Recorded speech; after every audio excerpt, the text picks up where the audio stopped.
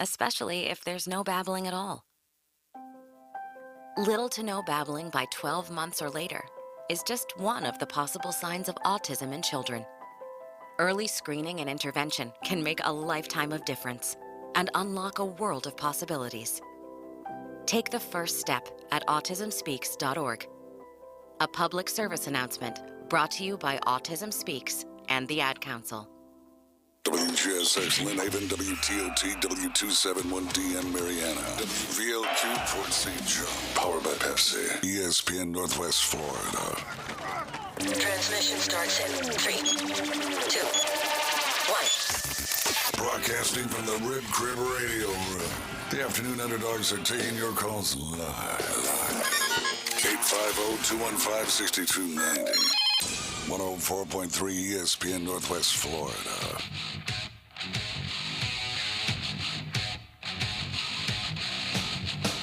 And you are live in the Rib Crib Radio Room on ESPN 104.3 Northwest Florida. Welcome into the Friday edition. We have no Miles Lashley in today. He's still out sick. We hope you get some rest and get well, Miles, and get back to us. I'm AG Adam Goff. Along with me is Caveman Rick. What's up, Northwest Florida? How you doing? All right. Well, great. Hope everybody had a great week. I know that there's a lot of stuff going on just about 300 miles south of us. Anybody that's affected out there by Hurricane Ian, we send your thoughts and our prayers. Everybody keep those folks, if there's anything you can do, to help out, we I'm sure they would greatly appreciate it. My wife's mother and sister live down there in Fort Myers, and they're one of the fortunate ones. They still have a home, and and everything's good for as far as the structure of their house. They have no power or water right now, but my wife's actually heading down there, and she's gonna be making a couple trips down there, and not just for her family, but some of her friends and stuff down there. So if anybody has anything that they'd like to donate, you can reach out to me at the station here at 850-215-6290. You can text us in, and we'll make sure that some very, very needy people down there get some love. Yeah, no doubt. We know exactly what they're going through. So obviously, if you've been through it, you obviously probably want to help out if you can, because God knows if we want to go through it again, we want to have that help from anybody else. So hopefully everything will work out for them. Good to hear, though. At least they're fortunate that they actually still have a roof over their head. Yeah, it was scary on Wednesday, right? It's weird how it happened on a Wednesday, just like Michael. Right. But yeah, so we're she's gonna head down there tomorrow and try to shore some fences up for them and get some stuff done, and hopefully everybody down there can move forward and they can start the rebuilding process, because it's going to take some time. But like you said, you're very, very, very fortunate that that they were okay. There's a lot of folks down there that are not. So speaking of that, ESPN 104.3 ESPN Northwest Florida reminds listeners in Northwest Florida and South Alabama to be prepared. Hurricane, like we talked about, Hurricane Ian is impacting residents right now. We're collecting items that people will need, and we're doing that immediately.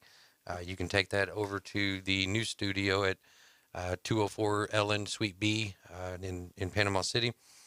Non-perishable food items, cases of bottled water, cleaning supplies, baby food, first aid, batteries, clothing, socks, underwear, anything that anybody might need. I mean, just think about the things that either yourself or your close loved ones or friends might have needed, after Michael, and you can drop that off at the station, and we can make sure that, those folks down there in the Fort Myers, Tampa, and even, right now in the Carolinas, the Carolinas is getting rocked. So there's a lot of folks out there that are needing our help, and there's nothing like the community here in Northwest Florida as far as taking care of their neighbors. And so I know everybody was showing some pride during Michael, and we're looking for, any kind of help that anybody can get. So I know everybody will step up and do their part, like they did during Michael. Yeah, we'll just let the weekend go by. Hopefully everything else will get better down there. Some more rescue type people can get down there, start establishing power grids and whatnot, and people have water,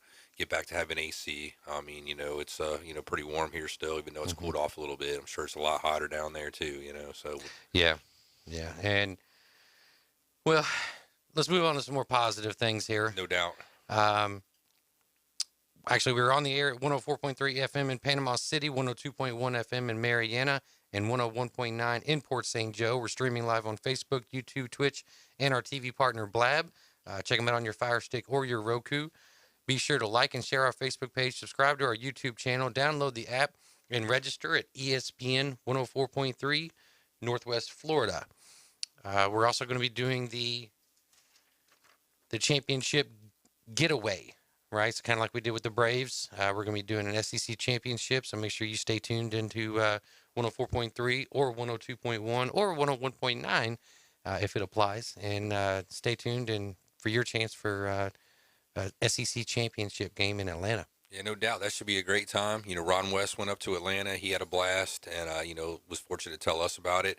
And so, yeah, you can do the same thing, different trip though, different time of the year, it's a big deal.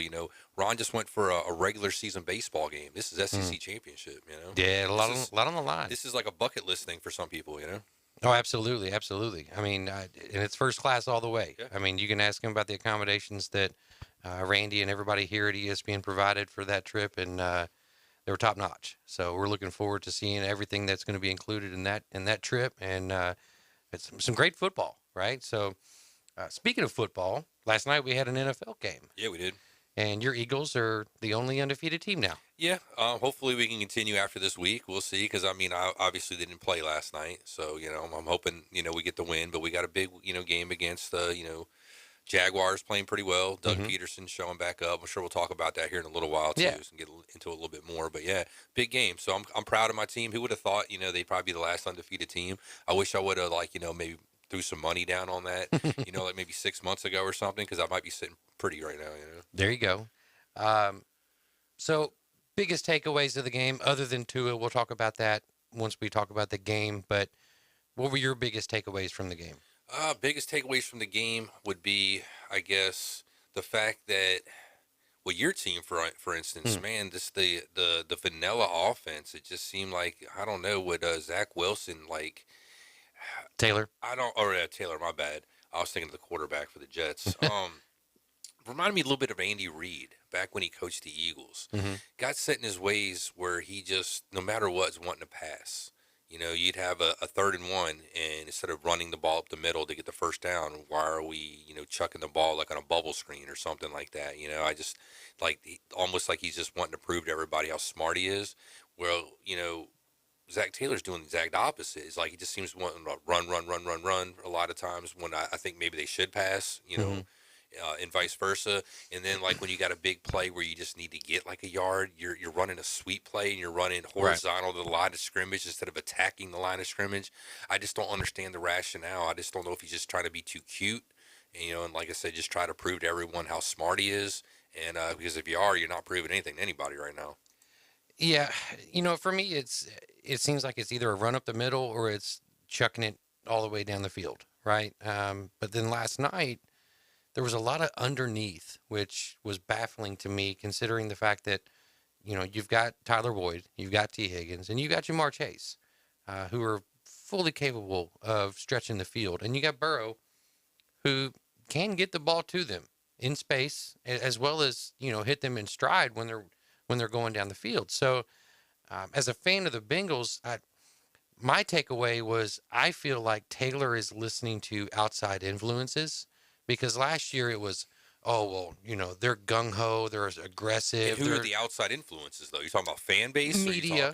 Media? Okay. Media, right, and the rest of the league saying, well, they were super aggressive last year. You had all these, you had opportunities or turnovers last year that were big, and then, they either got the big play or they got nothing. And then this year you turn around and look, and everything is very conservative. It's very... like you said, blah.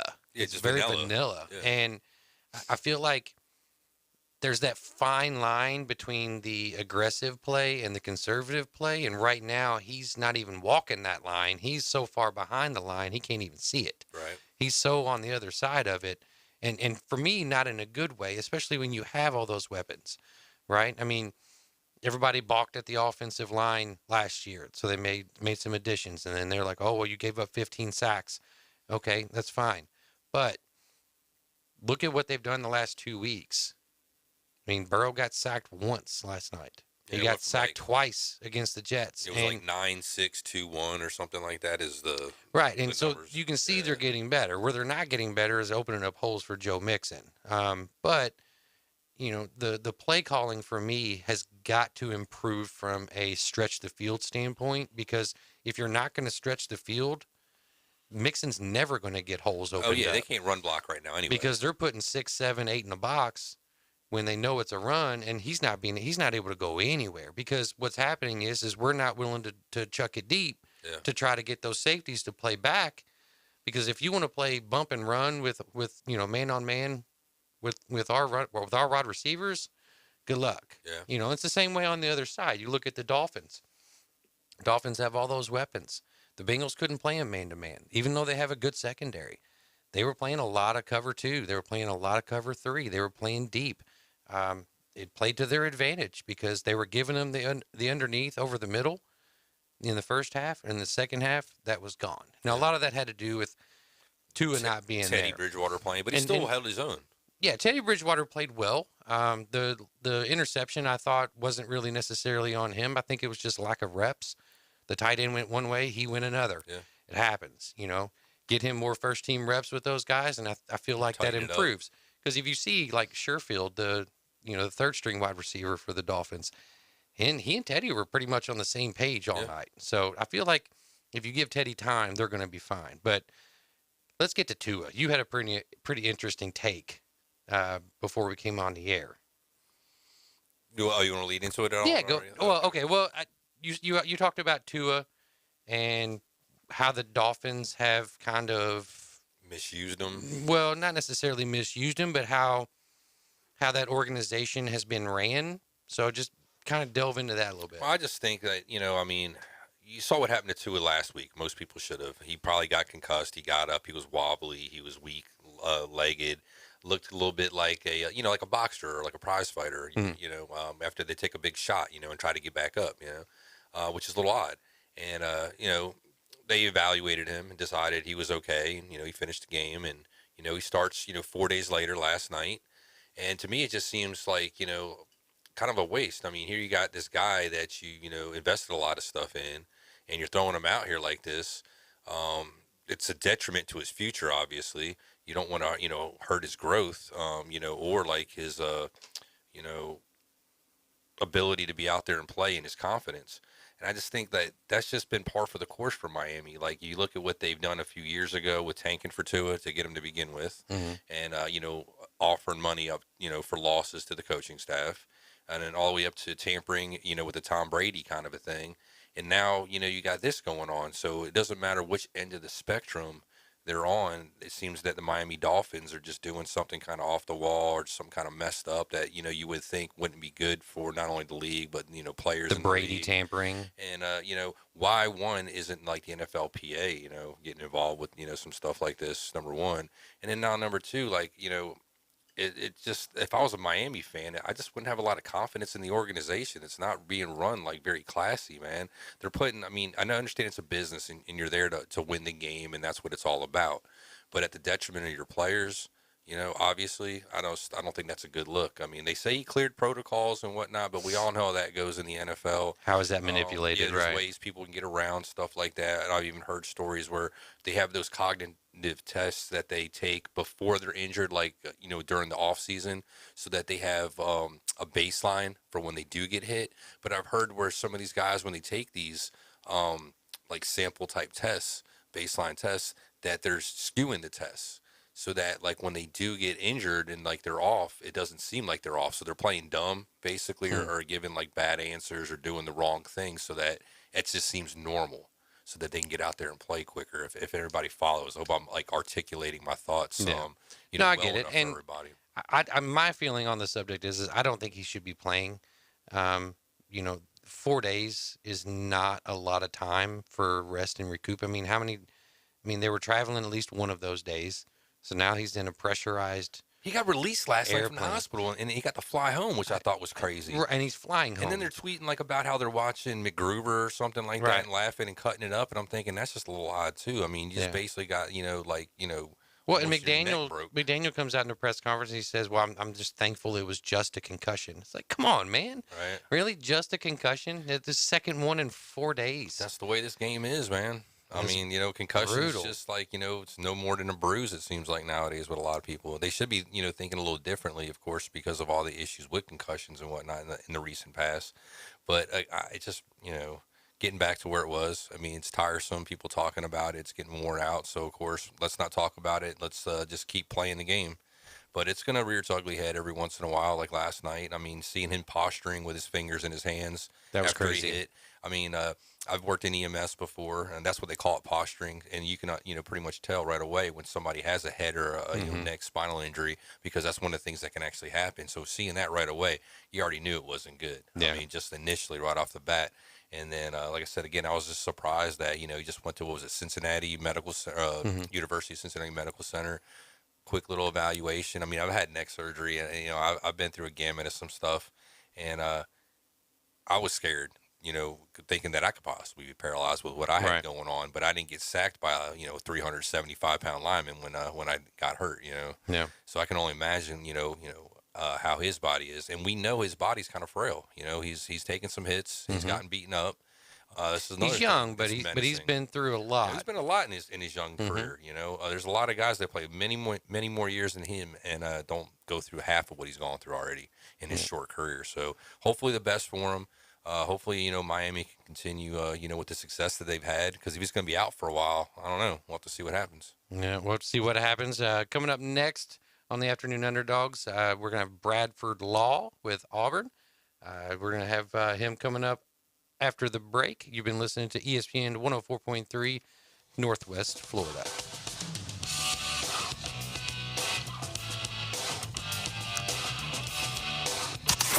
Bigger and better than ever.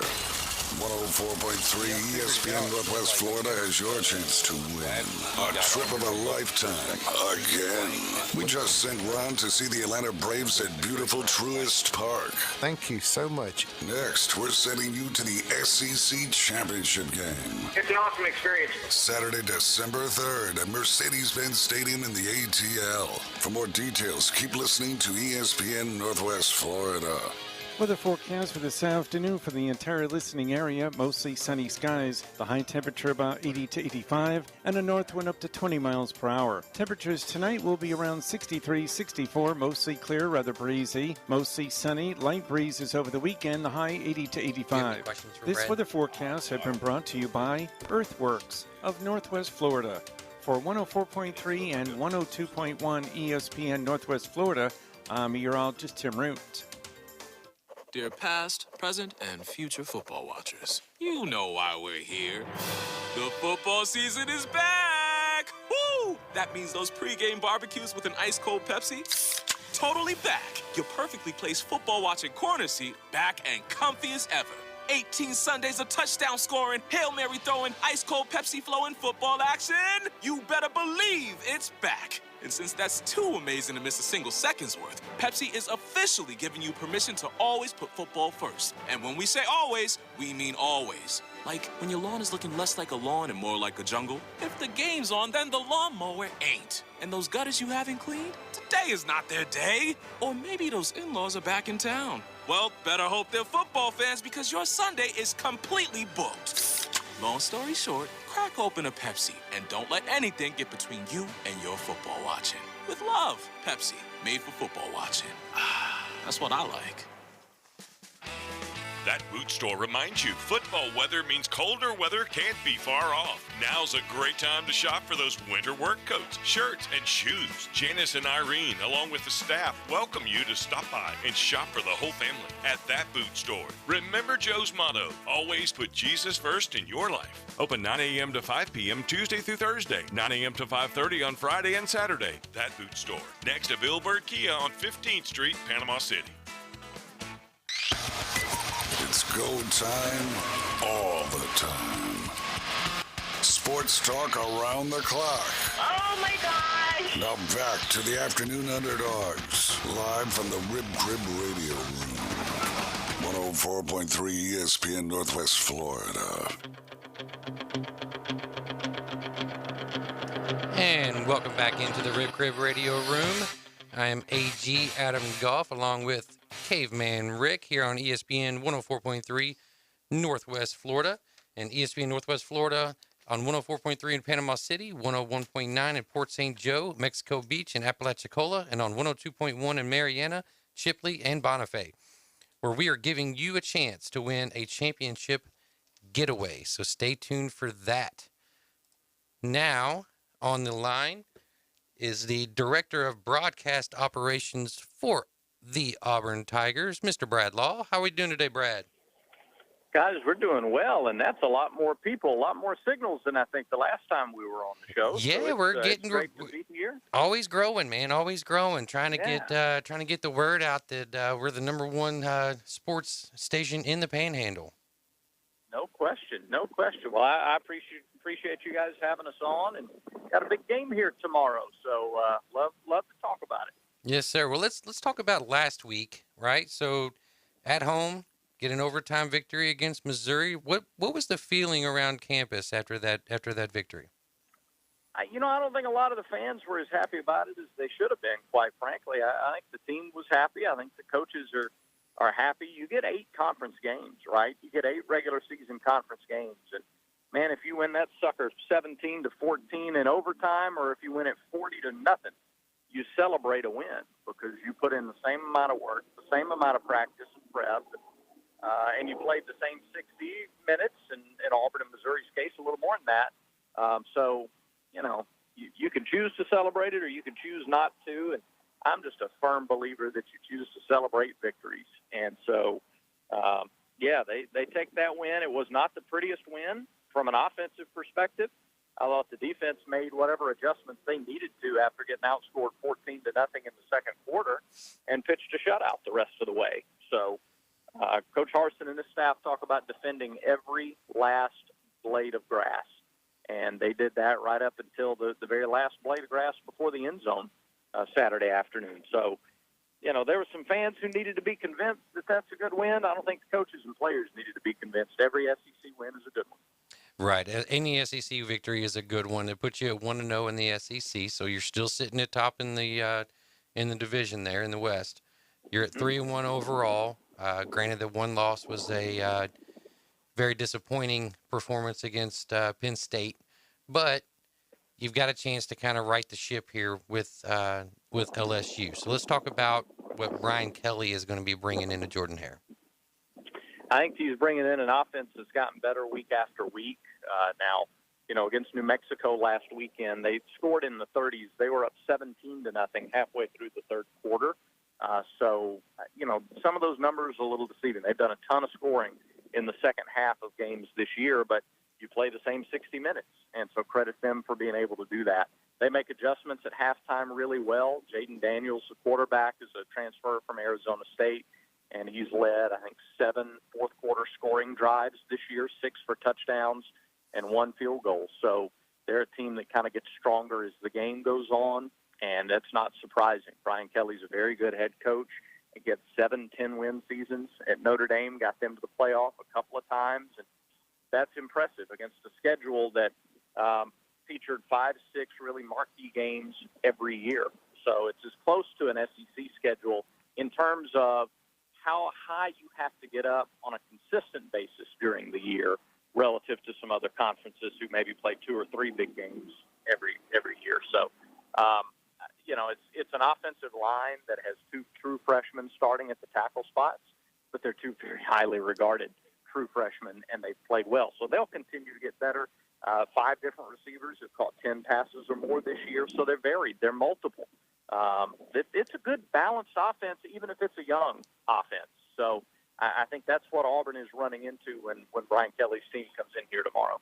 Yeah, no doubt. That's a great answer. And moving on to your guys now in your side of the ball, on the offensive side, your best weapon pretty much is Tank Bigsby and that a couple studs you got on the offensive line. So along with Tank and like a Colby Wooden and Derek Hall, do you think they're going to be able to do the job so that they can move the ball against that LSU defensive front?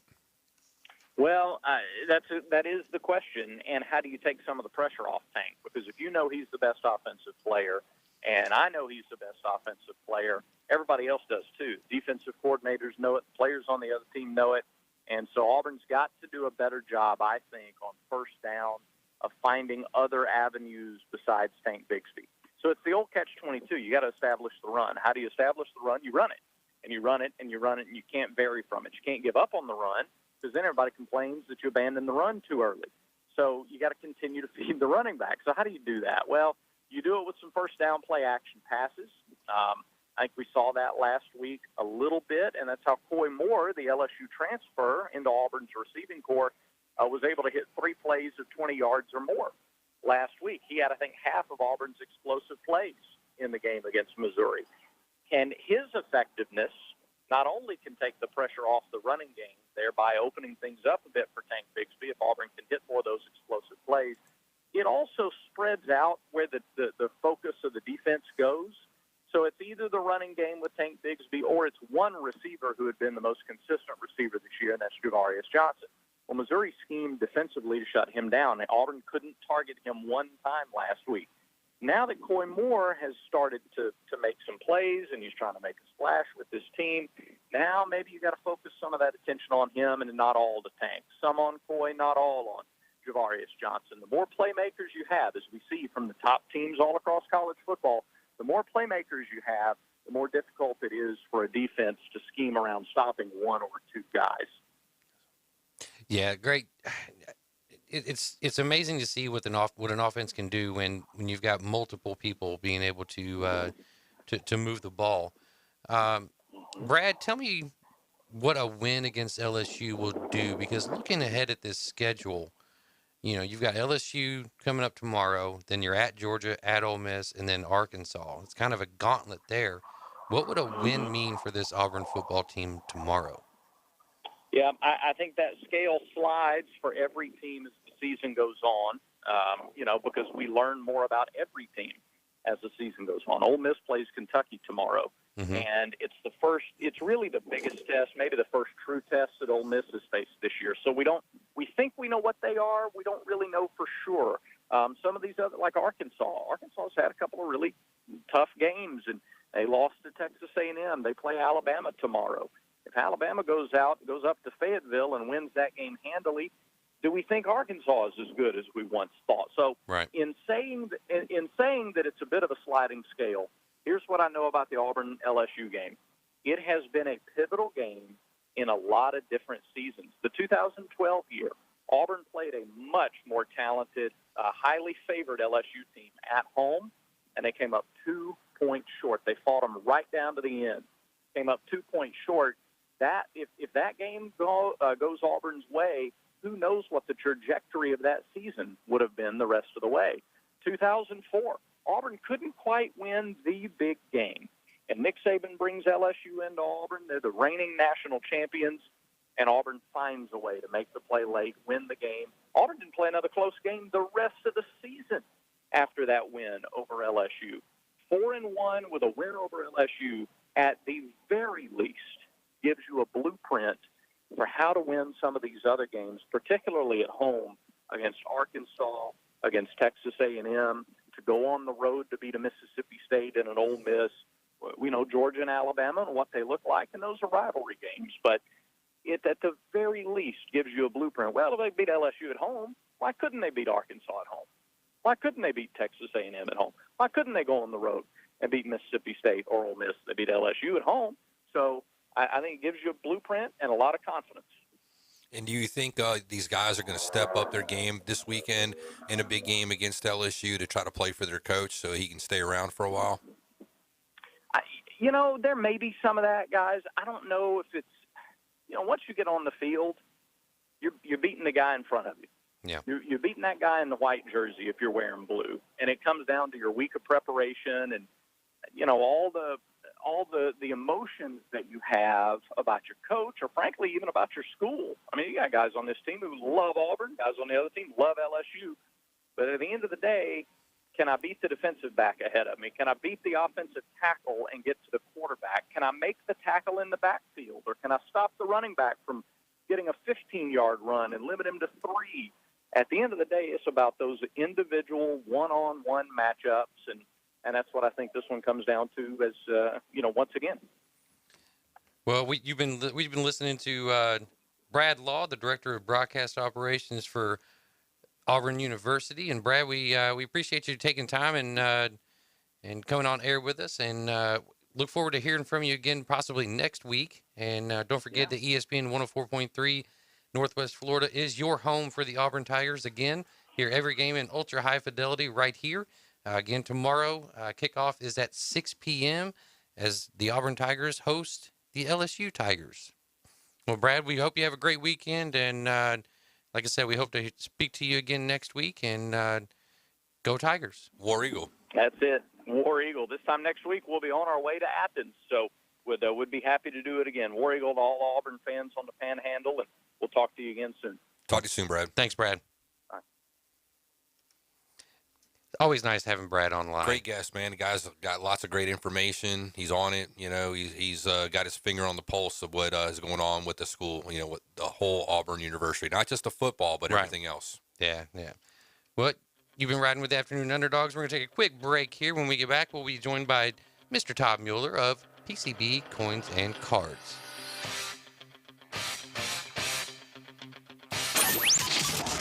ESPN Northwest Florida. Here's what's happening. Listeners in Northwest Florida and South Alabama, be prepared. It's hurricane season. We're collecting items residents here and around the country will need in the event of a hurricane. Toiletries, garbage bags, diapers, over-the-counter medicines, clothing, batteries, first aid. Items can be dropped off at our new offices on the beach. 204 Ellen Lane, Suite B, Panama City Beach, 32408. Hurricane Relief America is sponsored by Event Production, Blab TV, and ESPN Northwest Florida. Chuck was terrible at fishing. He spent many frustrating hours attempting to get results he saw from internet videos, aggravating trial and error fishing trips, and misguided advice from well-intended friends. Chuck is happy now with his newfound success after he visited Bay Breeze Bait and Tackle, where we keep fishing fun, simple, and successful. See us soon at Bay Breeze Bait and Tackle, located directly off Highway 98 on the west end of Panama City Beach. Los Rancheros has been doing it right for 20 years. Los Rancheros brings a top-shelf dining experience to you with the opening of their beautiful new building. Watch all college and pro games on Los Rancheros' 14 large-screen TVs, with great drink specials daily from 2 to 5, and during all the games. Los Rancheros, the place for live sports and great food, on 23rd Street between Jenks and Harrison. Tire Brokers is your one-stop shop for all your auto repair needs. Whether you need an oil change, brake or engine repair, or tire and wheel services, the skilled technicians at Tire Brokers are trained to take care of it all. They even service commercial vehicles and farm and forestry equipment. Tire Brokers is dedicated to providing their customers with the very best auto repair service experience, including upfront and honest quotes, timely response to issues, and quality products and parts. Stop by the newest location in Panama City Beach at 506 Thomas Drive to let Tire Brokers earn your business and exceed your expectations. Signworks, a business serving businesses since 1985. Everything from signs and banners, vehicles and boats, magnetic and real estate signs, contractor signs, and much more. Signworks can do large format, full color printing too. Signworks, a real professional in the business world. Call Signworks at 785-8899. Signworks, 850-785-8899. Doing what other stations can't. The Afternoon Underdogs is live and local inside the Rib Crib Radio Room. 850-215-6290. When you have completed dialing, listen for the ringing signal. 104.3 ESPN Northwest Florida. And we are back in the Rib Crib Radio Room on ESPN 104.3 Northwest Florida. I'm AG along with Caveman Rick. And do not forget that ESPN 104.3 is your home for the Mosley Dolphins. The excitement and the crowds of high school football are back. Make sure you join the Mosley Dolphins and Coach Tommy Joe Whidden, as well as our own David Hayes and Kyle Wright, as they're going to be on the call tonight. They're actually in Childs, as the Mosley Dolphins take on Childs there, and kickoff is at 6 p.m. So stay tuned right here. You can also check it out on the ESPN Northwest Florida app. And live here at 104.3 Northwest Florida as usual, 101.9 in the Port St. Joe area, and 102.1 in Marietta. 102.1 in Marietta. Yeah, and we are giving you a chance to win a championship getaway. So make sure you stay tuned to not only the Afternoon Underdogs, but make sure you stay tuned to the Coach James Hale show in the morning as well. So unfortunately, Todd Mueller Looks is like no Todd right now. Unable to join us. So we'll kick it over to the Atlanta Braves and some baseball talk. Atlanta Braves have a big series coming up starting tonight. They've got their ace on the hill. Unfortunately for the Braves, they got their ace. The Mets have Jake DeGrom, so it's going to be DeGrom versus Max Fried there, and the Braves are only a game back. So it's kind of a big series this weekend. I mean, I think if the Braves are going to win the division for the fifth straight time, they're going to need to take 2 out of 3 here. Oh yeah, definitely. This is destiny's in your hands. You guys got to figure it out. No excuses. If they win, win this series, then they're in first place. If they lose this series, then they're not. And there'll be a couple of games back. So it's a big deal. Yeah. Well, I mean, if they get swept, I think they're a wild card team. Yeah. If they're able to take 1 out of 3, then they've still got a lot of work to do. Because there's not a lot of games left to play. But if they're able to get a sweep out of this, then goodness gracious, look out, because now they're going to be putting the Mets in their rearview mirror. Not a great start though, getting DeGrom tonight, and you can probably get Scherzer tomorrow. I can look at the matchup here real quick. Yeah. So I would think that'd probably be how it goes. So yeah, it's going to be Scherzer versus Kyle Wright, which is still a fantastic pitching matchup. Right. Kyle Wright, 20-game winner this year, and then Sunday it's going to be Bassett at Morton. Or Bassett against Morton. So that'd be their probably best chance of getting a win right there. Right, as a Braves fan, can't be liking these matchups right now. Right, but the good thing for the Braves is it's not a day game, because apparently during the day that Braves team just has no idea how to show up and play baseball. This is 3 games. They're at Truist, so they're at home. The crowd's going to be in it. It's going to be crazy. It should be some exciting baseball. And hopefully the Braves can get 2 out of 3, if not sweep it. So you can also check out the Braves right here on ESPN 104.3 as they do chase down another championship and maybe go back to back. You'll see. I mean, they got in as a wild card last year, right? And then they were able to make that run. If the same thing happens, they can still do the same thing they did last year by making a run, and helps you out too if you end up winning the pennant, and makes it a little easier for you. So either way, it's possible they can get it done. We'll see what happens. Me being a Phillies fan, of course, I'm not going to root for them, but yeah. This weekend, this series against both of those teams is like pick your poison. Right. You wish they could tie. Yeah, right. Exactly right. Well, speaking of your Phillies, they're at the Nationals. They're 2.5 games above the Brewers right now for that last wild card spot. Where do you think the Phillies end up? Honestly, if they don't make the playoffs, I would say, I don't want to say I'm fine with that, but it almost be to be expected. They've been kind of underachievers this year. I really think they could have had a better season. I'm not going to make excuses. Harper was out for a while. We've had a couple other woes, but for the most part, it's just been things like, the relief pitching not doing so hot, getting into games, getting some leads and giving them up. Or it was, unless we're winning games like 10-2, some of those close games like, 2-1, 3-2, we weren't winning those either. So, like I said, I'm not going to make up excuses. I just think they underachieved this year. I would have hoped more for them or more out of them. And, hopefully if we don't make the playoffs and we get bumped, we can have a better showing next year. I just don't want to, just get in as like, the third wild card and then get, swept or get bounced super quick and just have a bad showing, because I just rather not make it if you're going to, end up going out like that. Yeah.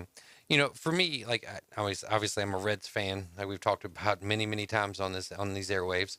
Obviously the Reds aren't in it. But I look at a team like the Cleveland Guardians, right? $40 million payroll, if not less than that. They're the youngest team in baseball. There are minor league teams that are older than them on the average, which is insane. Or pro teams probably like yours just about too, with all the youngsters you guys have been playing. Right. But what the Guardians have done, winning that division, they're 20 games above 500. That's a team that I think all baseball fans, unless you're a White Sox fan or something like that, a rival, I think that's a team that everybody can pull for because they're the anomaly, right? They're the Royals from a few years ago. That team, that small market team that, it can be done, right? They're like everybody loved the Rays and the run that they went on the last few years. Well, except the Royals didn't do it. They got to the World Series, but they didn't finish. No, they won the World Series. Oh yes, they did. Yeah, Yeah. They won a World Series. But that's what I'm saying. It's great for baseball. I think it does a phenomenal service to the game that these small market teams can win the whole dang thing.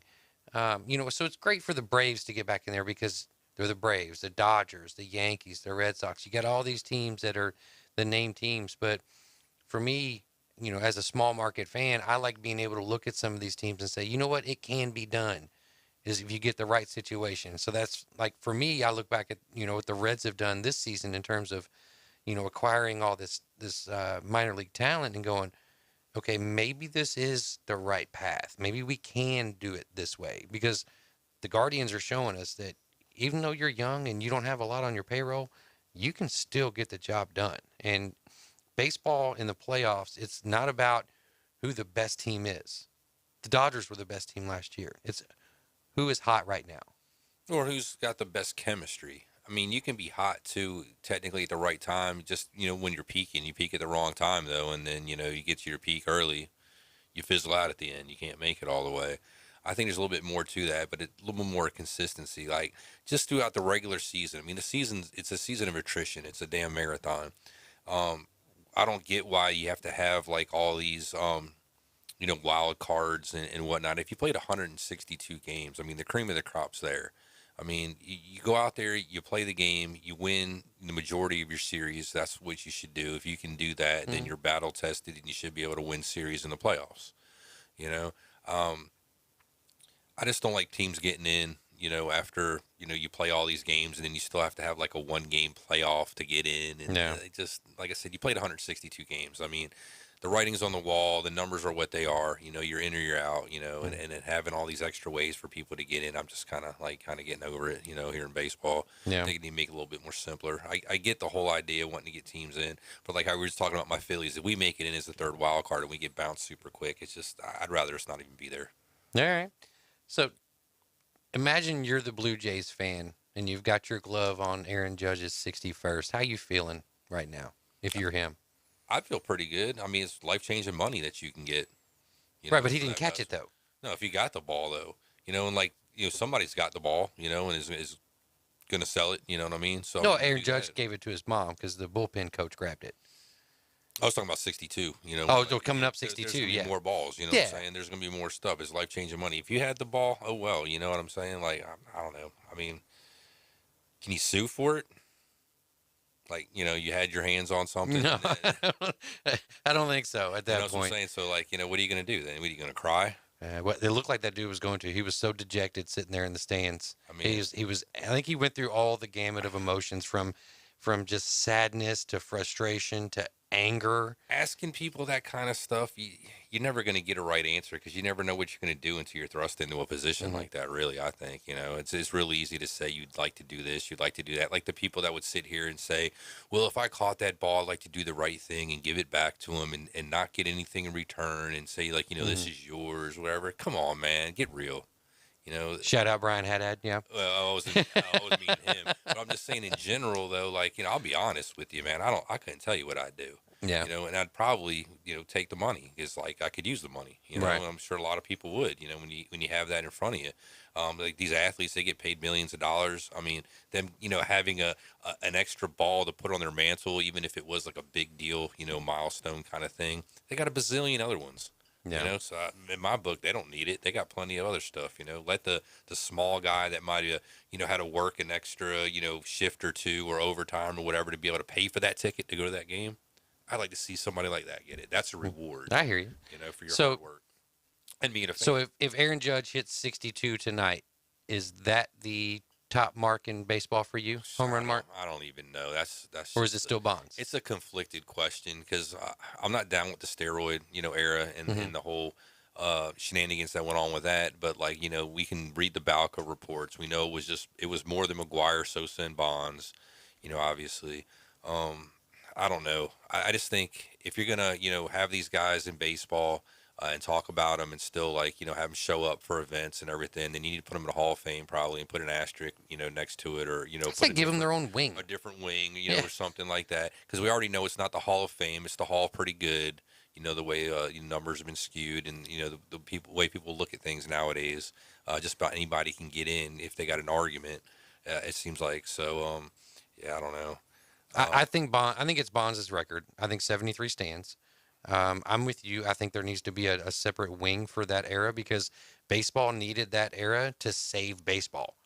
100%. They needed Bonds and McGuire and Sosa to do what they were doing to get fans back into the game, because even at that point in time, we were 4 or 5 years removed from the strike, and there were still people that were angry. Yeah, but you got to remember, too, they lost a lot of fans after that happened. That's what I'm saying. So they got them all back in. So, I mean, most of them. Well, you gained some fans, but then you lost a bunch after everybody found out there was shenanigans there, So, I mean, so if you look at that over time, did it really help? And maybe it didn't, you know what I'm saying? Because all these extra people you got in, the people that got out afterwards, your numbers might have been the same.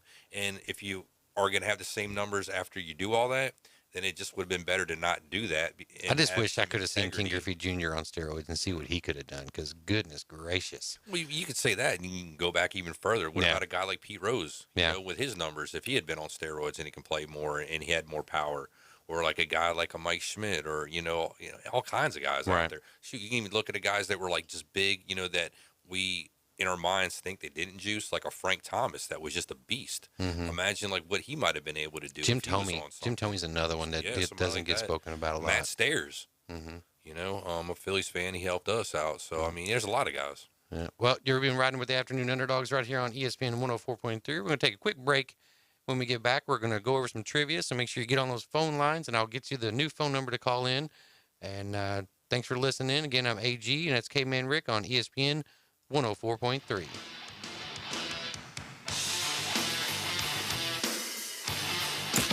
Weather in Northwest Florida can change on a dime. Gale force winds bombarded with heavy rain. That's why 104.3 ESPN Northwest Florida has the most up-to-date forecast on the Gulf Coast. Hi, this is staff meteorologist Tim Root with over 40 years of experience. I know just how fast we can go from sun and fun to a serious situation.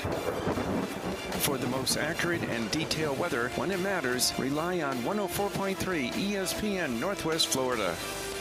It's time to let the fall adventures begin in a new Kia from Bill Bird Kia.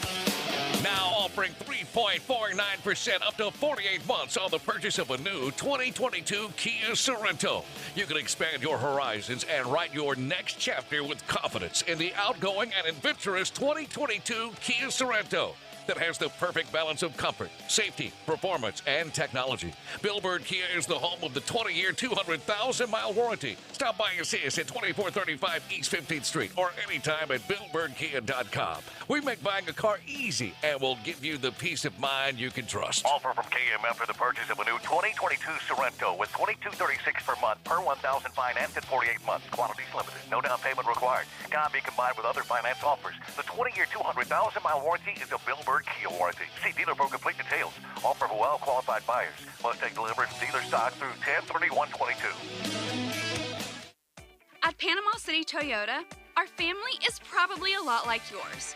We're soccer moms and baseball dads, road trippers and errand runners. We go off-road when we need to, and what we know is that a lot of stuff happens in life, and your vehicle needs to do the stuff you do. So we sell reliable cars that keep you moving, and tough trucks that can handle whatever you dish out, even a season of professional tailgating.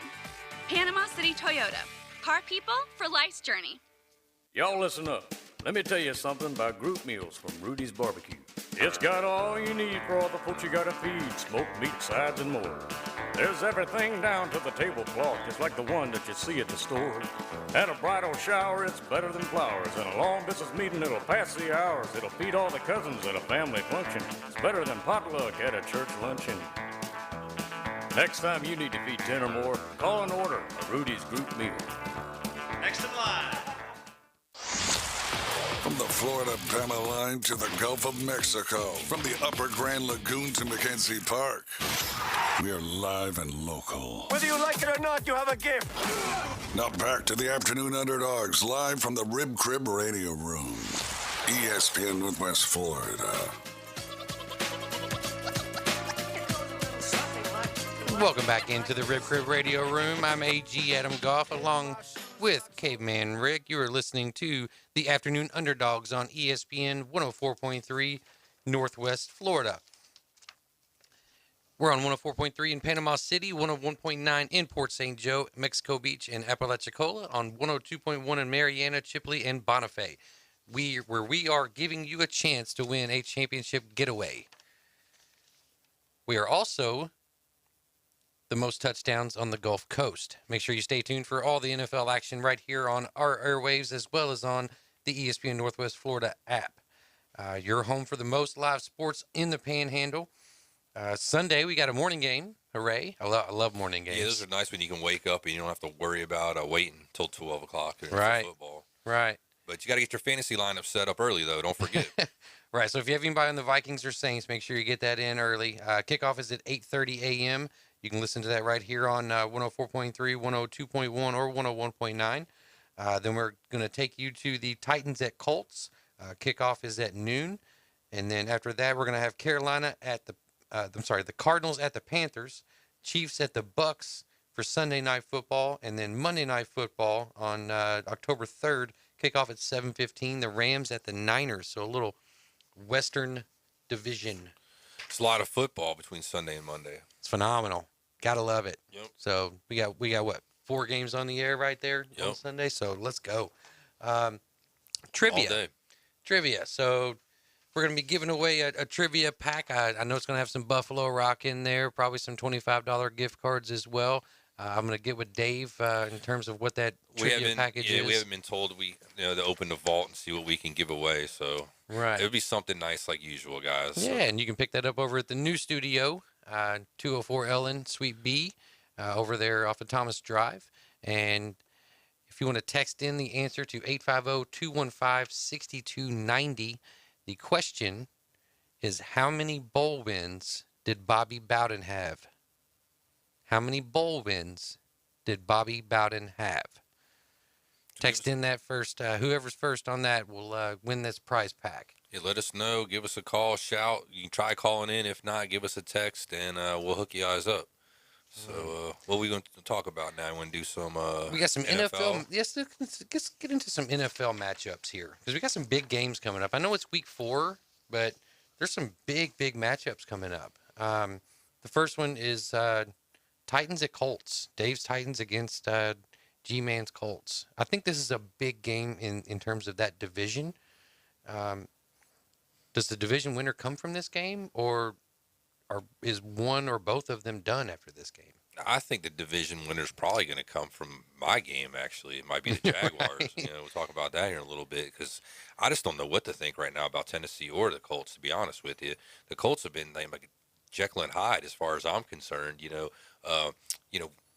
Losing games or tying games they should probably win, and then winning games they should probably lose, like against Kansas City. Right. So, how many survivor pools were busted on that game? Well, I lost mine in that game, and it was the second time in 3 years that the Colts, one way or another, cost me the eliminator pool. Mm. So you know what, Colts, I'm never picking with you or against you or a game, yes, in an eliminator pool again, ever, unless like it comes down to like that's the only team I got left to choose, or I got to do something there. But so I digress on that. And then Tennessee's a little bit of the same thing too. They haven't been playing, I guess, like the same way. It seems to me, I don't want to say they lost their way, but it just seems like they're not Tennessee. I mean, we can ask Dave about it a little bit more. I haven't watched all their games, so I'd be lying to y'all if I told you I know the reason why. Mm-hmm. But same kind of thing. I just don't think that they've just been themselves. Well, they got Derrick Henry back running last week, right? So, I mean, big week. We'll see how long he lasts, too. I mean, don't want to get off on a tangent, but Dalvin Cook was already getting hurt from Minnesota, another, beast of a running back that usually plays pretty well.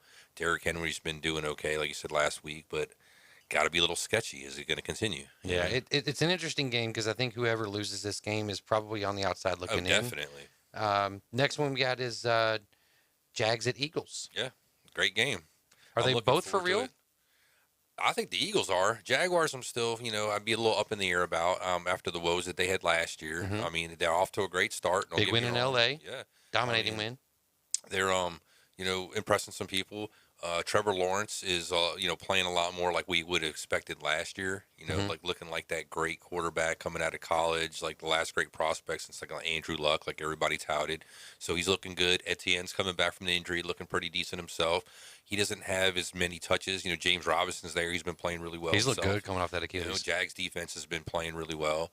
And then on the other side, you got the Eagles, man. Jalen Hurts has been playing out of his mind. Mhm. He's been playing like 4 quarters basically because And the last 2 second halves they've not really done anything. And he's moving. They haven't up had to. in the MVP, talk. He's probably like third on the list now for like MVP, probably behind like an Allen and a Lamar Jackson. Mhm. So he's doing really well. Wide receivers, Devontae Smith's looking really good. AJ Brown's been playing really great. Seems like he's found That a new defense to home. me is what's been impressive. What they've been able to do defensively, especially in the secondary. Yeah. Oh, the secondary, yes. And of course, they sacked Carson Wentz 9 I was times. going to say that was a little bit of an outlier, this past week, just because we were playing against, the Commanders and Carson Wentz. Had it been like a better, higher tiered quarterback, I might give it a little bit more props. Don't get me wrong, I'm proud of the 9 sacks. Brandon Graham, NFC Player of the Week. Jalen Hurts, NFC Player of the Month. Everything's looking great for Philly. Again, it's only 3 weeks. We haven't even played our 4th game yet. Right. So I'm pumping the brakes. I'm cautiously optimistic. I hear you. Wait and see what happens. It is a long season. Everybody's got to stay healthy. And thankfully we have been healthy.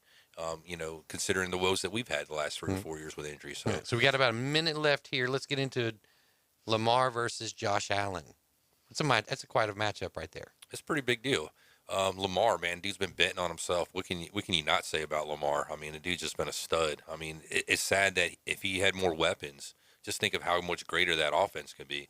But then at the same time, he might not have to be pressured to do as much and carry the team on his back. Yeah, I think they said he's like 87% of his team's offensive production right now. That's just crazy when you think about that. But I think them getting Dobbins back healthy. I mean, they're slowly going to be integrating him into the offense. I think you're going to see a little bit more of a break for Lamar in terms of running the ball and having to throw. So I think if you look at what they're going to be able to do against a beat-up secondary in Buffalo, I'm excited. That game should be high scoring. I don't know what the over-under is on that game, but I'm taking the over because I think you're just going to see absolute fireworks from that game. Well, the Ravens probably got the better opportunity to win, like you were talking about the defense and the secondary of the Bills, along with the Ravens playing at home. Lamar likes to play at home, does pretty well too. Then again, though, the Bills, haven't had a great showing, last week, so. Who knows? They're going to come back, I'm sure, want to make a statement and just, show everybody, hey, we're for real. Don't question us. We're here to stay. So. All right. Well, we're up against a station ID here. We're going to take a quick break, and when we get back, we'll do our college football pick'em.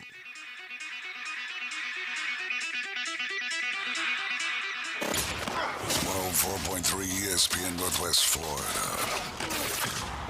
Your home for the NFL. Listen to the biggest games in ultra-high fidelity. Thursday night football. Double and triple headers on Sundays. And Monday night football. The NFL on ESPN Northwest Florida is sponsored locally by Dave & Buster's and Instant Replay Sports Cards. Weather forecast for this afternoon for the entire listening area. Mostly sunny skies. The high temperature about 80 to 85 and a north wind up to 20 miles per hour. Temperatures tonight will be around 63, 64. Mostly clear, rather breezy. Mostly sunny. Light breezes over the weekend. The high 80 to 85. This weather forecast has been brought to you by Mid-South Lumber, the best little lumber yard in Panama City. For 104.3 and 102.1 ESPN Northwest Florida, I'm meteorologist Tim Root. Golf Plus is your premier golf shop on the Gulf Coast. Not a big box or a chain store, but a local store with golf experts to serve you. An amazing array of demo and fitting products, plus a professional repair shop that can handle anything from a basic re-grip to a full set of re-shafts and everything in between. Golf Plus has locations in Dothan and Panama City Beach to serve you. Come see them today for all your golf needs. Located next to Firefly at the Shops at Edgewater. Call 850-249-2726. Game days are always better at Dave & Buster's. That's because more TV inches, more food and drinks, more space, and more fun make the game we all know and love more special. Nothing beats seeing your favorite team take the field on the two 12-foot big screens or 26 75-inch TVs. Throw in the arcade experience and you've got a winning atmosphere that no other sports bar can deliver. Follow the fun at Dave & Buster's Panama City Beach on Facebook and Instagram. Eat, drink, play, and watch sports at Dave & Buster's.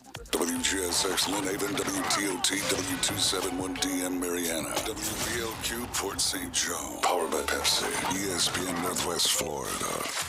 Since 1955, Buddy Gandy's Seafood Market has been providing their customers with the freshest seafood in Panama City. Whether you're cooking something small or hosting a big get-together, Buddy Gandy's has you covered with a variety of fish, oysters, shrimp, crab legs, live blue crabs, a steam bar, and more. They'll even clean your catch for you. Open 7 days a week near the intersection of Beck Avenue and Highway 98. Don't forget to mention 104.3 ESPN for your 10% discount. Visit Buddy Gandy's Seafood Market on Facebook. From Mariana to Panama City, from Southport to Laguna Beach, this is the Panhandle's home for live and local sports coverage.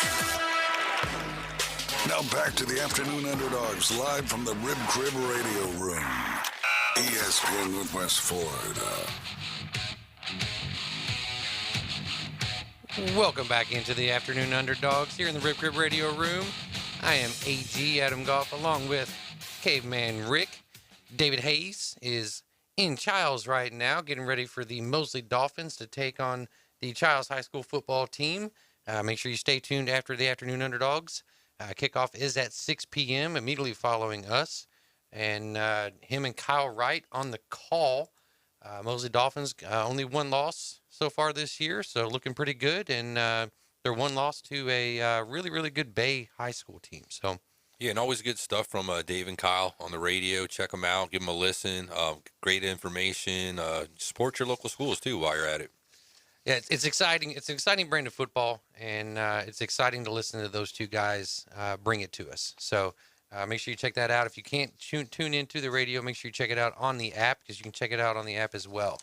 Let's get into some college football picks here. Everybody else has had their shot this week. Now it's our turn. Yep. Right. So leading us off, the first game is number 4 Michigan at Iowa, and Michigan favored by 10.5. Who you got in this one, Kate? No, I believe Iowa's favored by 10.5, right? They're getting 10.5 points. I should say. Well, for me, this is going to be something that usually happens every year.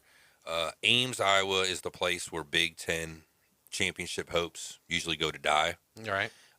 Michigan's got those hopes, so I'm taking Iowa at home with the points to upset Michigan. What about you? What you got? 10.5 seems like an awful lot. Like you said, I know it's tough over there in Iowa. However, Michigan defensively has been really, really solid, and Iowa offensively has not. I don't think Iowa can put up enough points to hang with Michigan, so I think Michigan takes care of that 10.5. Take us into the second game. All right, second game, we got number 7 Kentucky playing at the Grove against number 14 Ole Miss. Ole Miss is giving up 6.5 points. This game is tough. That spread at 6.5 for Ole Miss really, really kind of makes it a tricky decision. I don't like doing this, but I'm going to take Kentucky here. I think they cover that 6.5, and they might end up actually winning. It just depends on which Ole Miss team we see. I think Kentucky had kind of a wake-up call against Northern Illinois. I think they bring it back together. They get their running back, Dominguez, back for this game. So give me Kentucky in this one. Yeah, this is a tough one. I mean, Levis is playing really great for Kentucky. Of course, Mike Leach, third year. He's going to scheme the offense up. I'm sure he's going to have some plays, probably even some trick plays up his sleeve. The 6.5 points. This is Ole Miss, not Mississippi State. Lane Kiffin. Oh, my bad. Yeah, Lane Kiffin. I just want to make sure you got the right pick going. No, my bad. Oh, yeah, because I said I was in the Grove. Like I said, this is tough, man. This is a really hard one for me. This is almost like a coin flip game to me, really, even though you got almost like a touchdown difference here. I think I'll take Ole Miss. Why not, man? I'll just, I'll go with the home team again.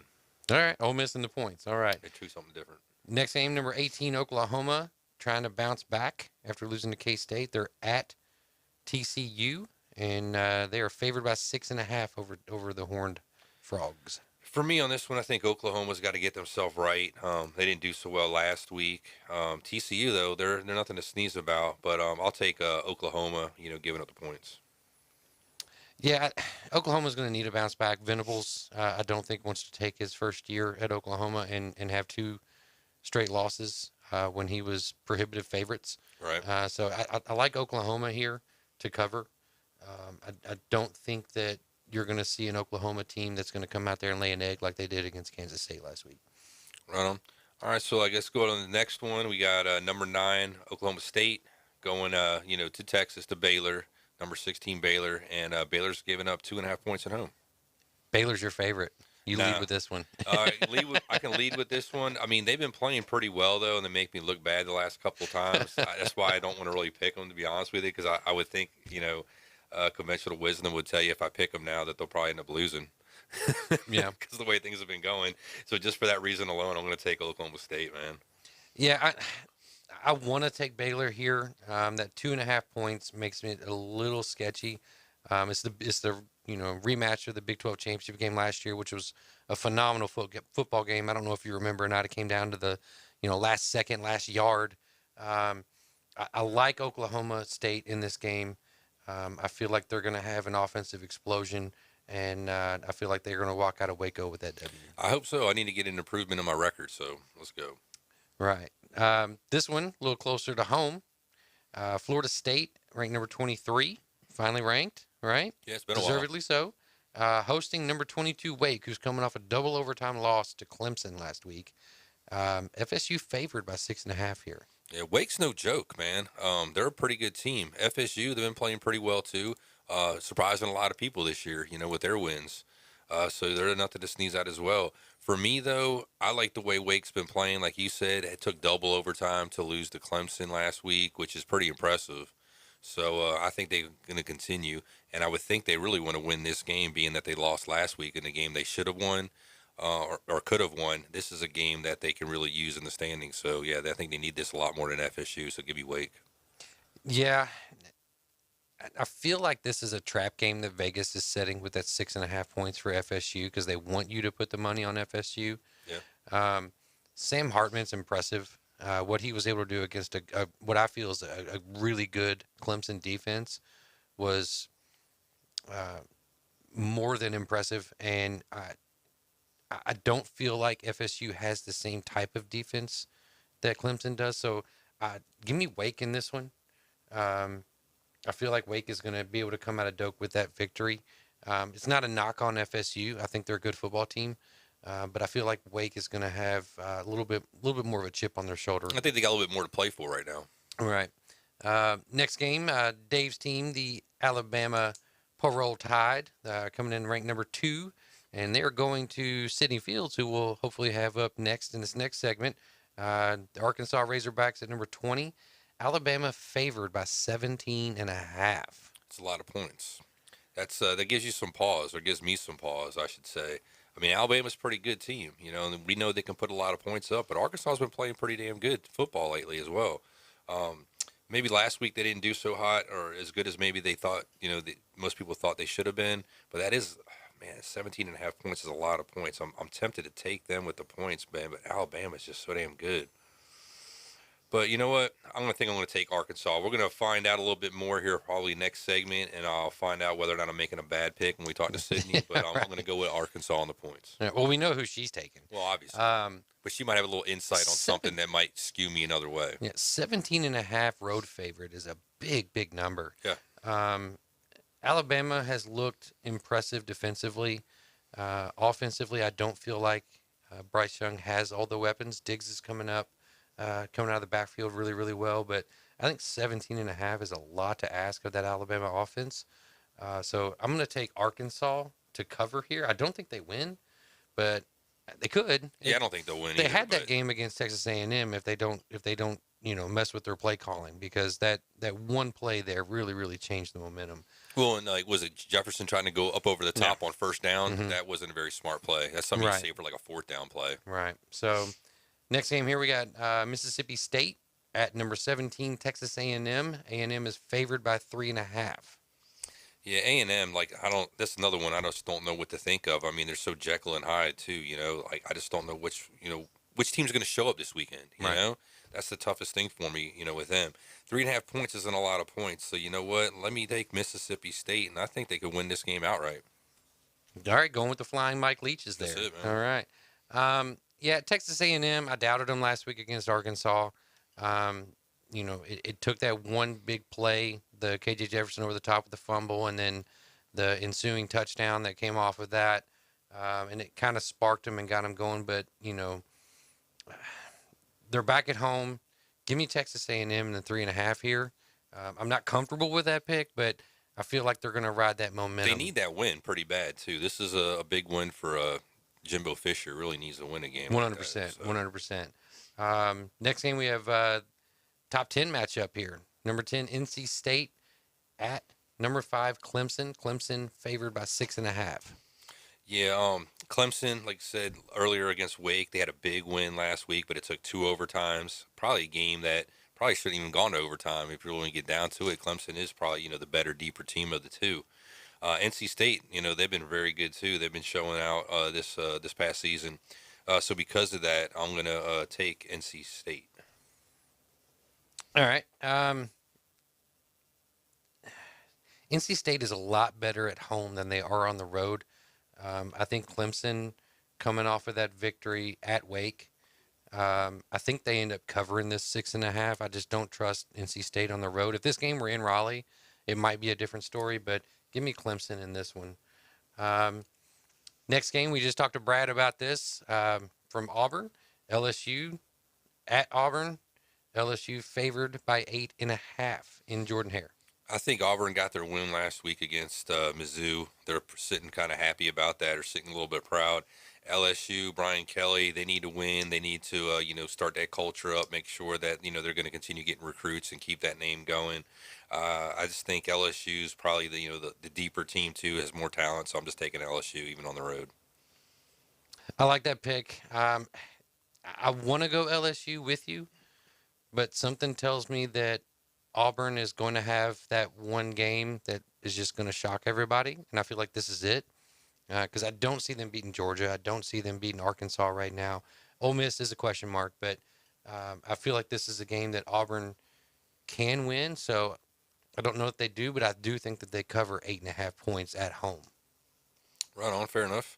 All right, last game, moving on. This is the mile special, too, by the way. Got Tulane versus Houston at Houston, and Houston's getting 2.5 points. I know why Miles picked this one, because it's a trap game.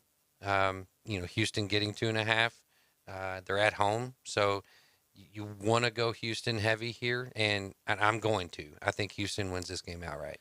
Yeah, I mean, like you were saying, it's probably a trap game. 2.5 points, I mean, that's nothing really. It basically makes it a coin flip. Houston should be, favored being at home. But you know what? I'm going to do it. I'm going to take Tulane. I need some help here. This might be a place where I can gain a little ground here in the standings with some of you guys. So I'm just going to do it. I'm going to take Tulane and hope for the best. You're not gaining any ground with me. You're probably already beating me. I'm not having a very good season so far. Well, I was actually having a good first couple of weeks. And then, was it last week, week 3, I went 1-9. So for me being like right around the middle of the pack, that, dropped me down considerably a little bit. So I just want to make sure that, I'm doing what I can to try to jump back up in the standings. Yeah. Well, we've got a lot of college football on the docket tomorrow. A lot of exciting games, some big, top 25 matchups, top 10 matchups. Make sure you stay tuned to ESPN 104.3 as we bring you a lot of the action. I think we have Oklahoma State at Baylor right before we get to LSU and Auburn tomorrow. Yeah. We'll probably kick off the Auburn coverage probably a little bit into the pregame, if not right at kickoff. Just because of the coverage for the Oklahoma State Baylor game. When he's done. So make sure you stay tuned. We will have the Auburn game on for you. BYU got a big win Thursday. I say big, not because of, because it was against Utah State, but, they needed a comeback win after they suffered a loss a couple weeks ago. Kansas State, I always find this odd that, a team like Kansas State, which is, 3-1, they get a big win against Oklahoma, and now all of a sudden they're in the top 25. and now they're hosting a Texas Tech team, which I feel like is going to be a good game. I feel like that's one of those games that you're going to turn on the TV just to kind of, do chores around the house or something. Right, I'll have it on and in the background. Then all of a sudden you're like, you're looking at the mirror, the bathroom mirror, and you're just kind of not wiping it down, but you're wiping it down because you're watching that because you're like, holy cow, they're putting up some offense here. Utah, Oregon State, I think is going to be another good game. People are still sleeping on the Utes. I know they have that one loss, but still a really, really good football team. Oregon State had a good showing against USC last week as well. Absolutely. How about Northwestern spending some money? Do you see their new stadium they're doing? No, they are. So they're gonna tear down their old stadium and they're gonna put up a smaller stadium, but it's gonna be enclosed. So in Chicago, I don't think that's a really, really bad idea. Getting that team out of the elements. So, yeah, and that's a program that's been kind of on the up and up in the last handful of years as well. So we'll see how they go. Good broadcast school. Yeah. Speaking of broadcasting, you're listening to ESPN 104.3 Northwest Florida. We're going to take a quick break. When we get back, hopefully we'll have Sydney Fields talking about her Arkansas Razorbacks.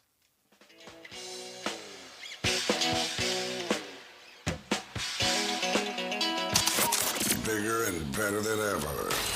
104.3 ESPN Northwest Florida has your chance to win a trip of a lifetime again. We just sent Ron to see the Atlanta Braves at beautiful Truist Park. Thank you so much. Next, we're sending you to the SEC Championship game. It's an awesome experience. Saturday, December 3rd at Mercedes-Benz Stadium in the ATL. For more details, keep listening to ESPN Northwest Florida. Weather forecast for this afternoon for the entire listening area, mostly sunny skies. The high temperature about 80 to 85 and a north wind up to 20 miles per hour. Temperatures tonight will be around 63, 64, mostly clear, rather breezy. Mostly sunny, light breezes over the weekend, the high 80 to 85. This weather forecast has been brought to you by KHS and Associates, your source for affordable health insurance. For 104.3 and 102.1 ESPN Northwest Florida, I'm meteorologist Tim Root. Beachfront Adventures presents Halloween Haunt Night. Enter the House of Terror 3 at your own risk. Step on the elevator where you'll be transported into a nightmare full of horrors lurking in every sinister room you enter. Dare to brave the House of Terror alone, or for a frightfully fun experience, bring your friends. More terror awaits in the Buried Alive Coffin Experience and Monster Paintball Shooting Gallery. There are also hay rides and a kiddie maze. Don't miss Halloween Haunt Nights, Fridays through Sundays, starting September 30th at Beachfront Adventures. Dr. Chad Mitchell, orthopedic surgeon, specializing in sports medicine and joint replacement of the knee, shoulder, and hip. He serves our local athletes and our community. Southern Orthopedic Specialist has been the leader in orthopedic care for over 20 years. New patients are welcome. Call 850-769-KNEE to schedule an appointment. More about Dr. Mitchell and Southern Orthopedic Specialists is available on their website, southernorthopedic.com. Southern Orthopedic, getting you back in the game. Tired of being overcharged each month for health insurance or finding out you still have significant out-of-pocket costs from copays or deductibles when you do go see the doctor? Hi, I'm Kevin Shady with KHS and Associates. Our independent insurance agency has helped individuals, families, and even small business employees lower their health care insurance costs with no copays, no 80/20 coinsurance, and no deductibles unless you're hospitalized overnight. Call or text us at 502-386-1128. That's 502-386-1128. 104.3 ESPN Northwest Florida has your chance to win a trip of a lifetime again. For more details, keep listening to ESPN Northwest Florida. Now back to the Afternoon Underdogs live from the Rib Crib Radio Room. 104.3 ESPN Northwest Florida. And you are back in the Rib Crib Radio Room listening to the Afternoon Underdogs. I am AG Adam Goff, along with Caveman Rick. On the line with us right now is Miss Sydney Fields with Fifth Quarter and Running Through the A podcast. Miss Sydney, how are we doing today? I'm good. How are you guys? We're doing well, doing well. Glad to hear you. Glad to hear that you're still kicking and screaming after last weekend. Yeah, I survived it. Were you there in Dallas? I was not. I was in Arkansas, but we definitely watched it, and it was definitely a rough time. Yeah. So tell me give me your take on the game on Saturday, and then I'll give you mine and see how we match up.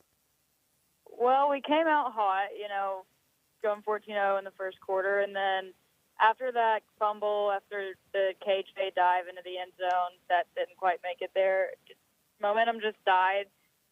Nothing was there after that until, late in the fourth quarter, and you just can't have that happen, especially against Texas A&M. Yeah, obviously that KJ Jefferson fumble with, the touchdown coming right after it was big. The weird kick there at the end where it hits the top of the goalpost notwithstanding. I felt like Arkansas was getting whatever they wanted to in the first half when they were running north-south. And then for whatever reason, they changed the game plan up and tried to go east-west against a really fast Texas A&M defense. And I feel like not only was the fumble big, but the play calling on offense had a big factor in the decision or the final outcome of that game. Yeah, the play calling on offense just turned terrible. You can't run the same 3 plays with the same person doing the same thing over and over and not expect them to know exactly what's going on. Play calling really just has to be better than that. So do we put that on Pittman then? I think you put that on Mr. Offensive Coordinator Kendall Briles, but Pittman has the final word. He stuck up for him after the game, so I don't know. Yeah, definitely got to rethink some of those things. But moving on to this weekend against Alabama, what do you think Arkansas is going to have to do to get this big win? I think this will be like a revenge game. I don't feel too bad about it. Sydney, did we lose you?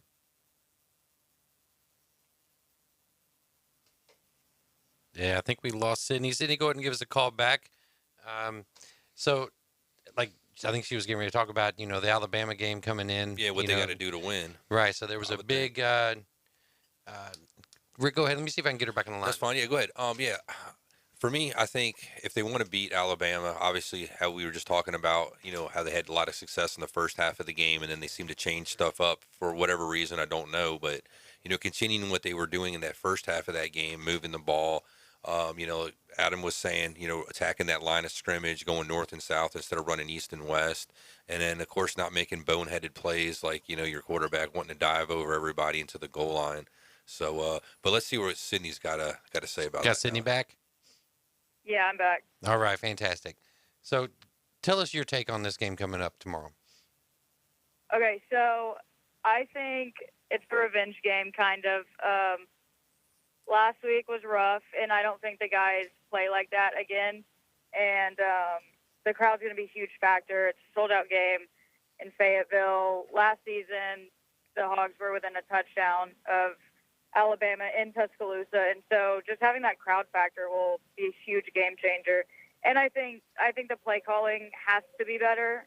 Obviously, we can't do what we did last week or the week before, and we got to get the passing game going and see where it goes. So speaking of the play calling, what do they need to do against this Alabama defensive front? I think we got to throw the ball, and we got to throw it fast. Alabama has a really good D-line. I'm nervous about how the running game would go, but they've got the four-headed monster there, so we'll see what happens. Do you look at the 17.5-point spread in favor of Alabama as kind of an insult, or do you think that's fair?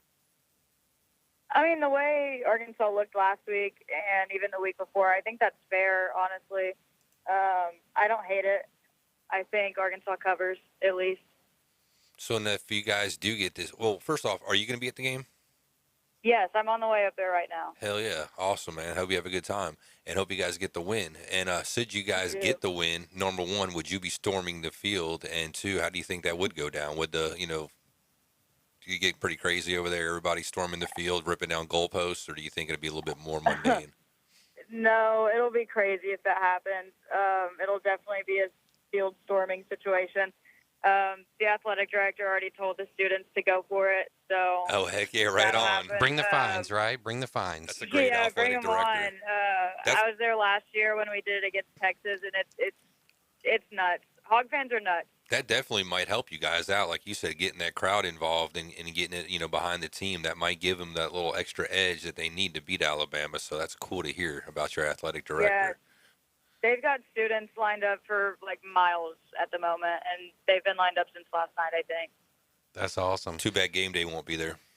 I know. We fumbled that one last week. Right, and that's what I was going to say. I think if you all end up winning that game against Texas A&M, I feel like game day has to go to Fayetteville for that game. That would have been a pretty good place, yeah. So you're saying that you think Arkansas needs more from KJ Jefferson. I'm looking at his stats here, and he's got almost 1,200 yards of offense and 12 touchdowns. What's his percentage of the offense? I'd like to know. It's got to be something crazy too.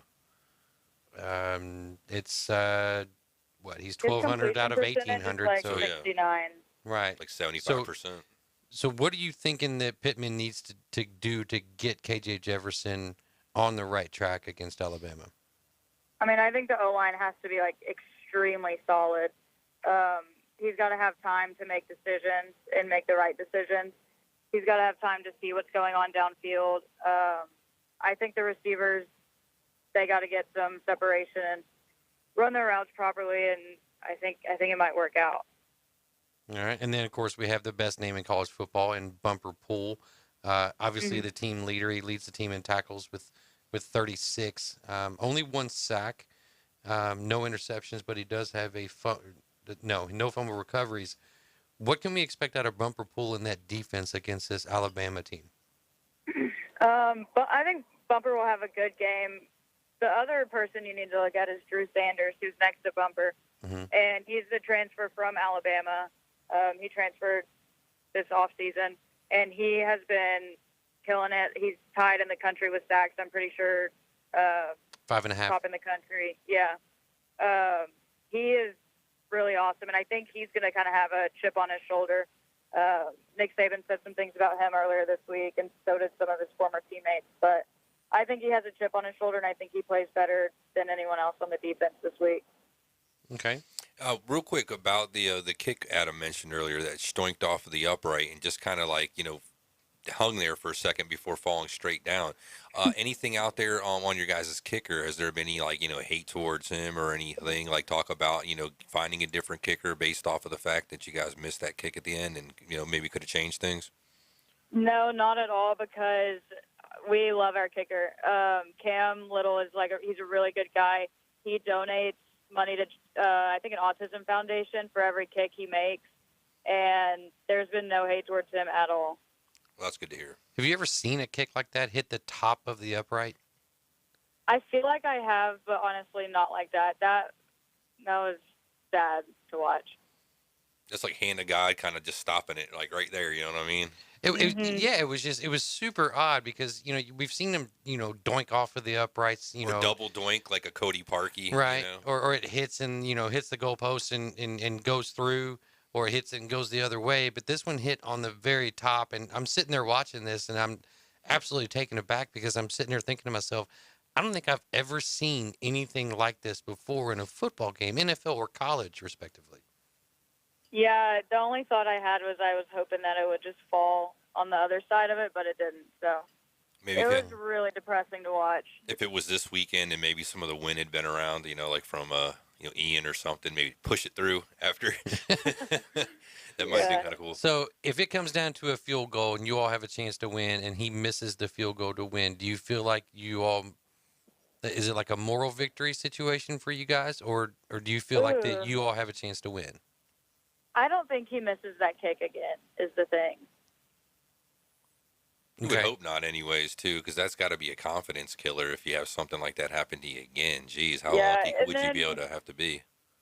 I guess you could say it would be a moral victory, but I don't think Alabama is the Alabama that they were last year or even the last couple years this season.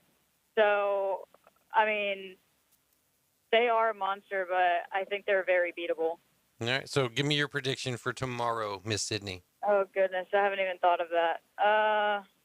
Put you on the spot. What's you said the spread's 15.5? 17 and a half. 17 and a half, yep. I'll go 35-28 Hogs. Ooh, going with the outright upset. I Heck love yeah, it. and by a touchdown. Right on. I love it. All right. Well, Sydney, we appreciate you. Everybody check her out on Fifth Quarter, as well as Running Through the A podcast. You can check that out on any place that you get your podcast. Sydney, we appreciate you joining us, and go Hogs, and we hope for a good game on Saturday, and we look forward to talking with you maybe next week if things go well. Yeah, absolutely. Thanks, guys. We're big. Yeah, right on. I picked them to cover too. Pig Suey. Oh, yeah. All right. Well, that was Sydney Fields with Fifth Quarter and Running Through the A. Please make sure you check her out. She's also a really, really good Twitter follow. You can check her out there. We're going to take a quick break. When we get back, we will be going over a little bit more NFL news.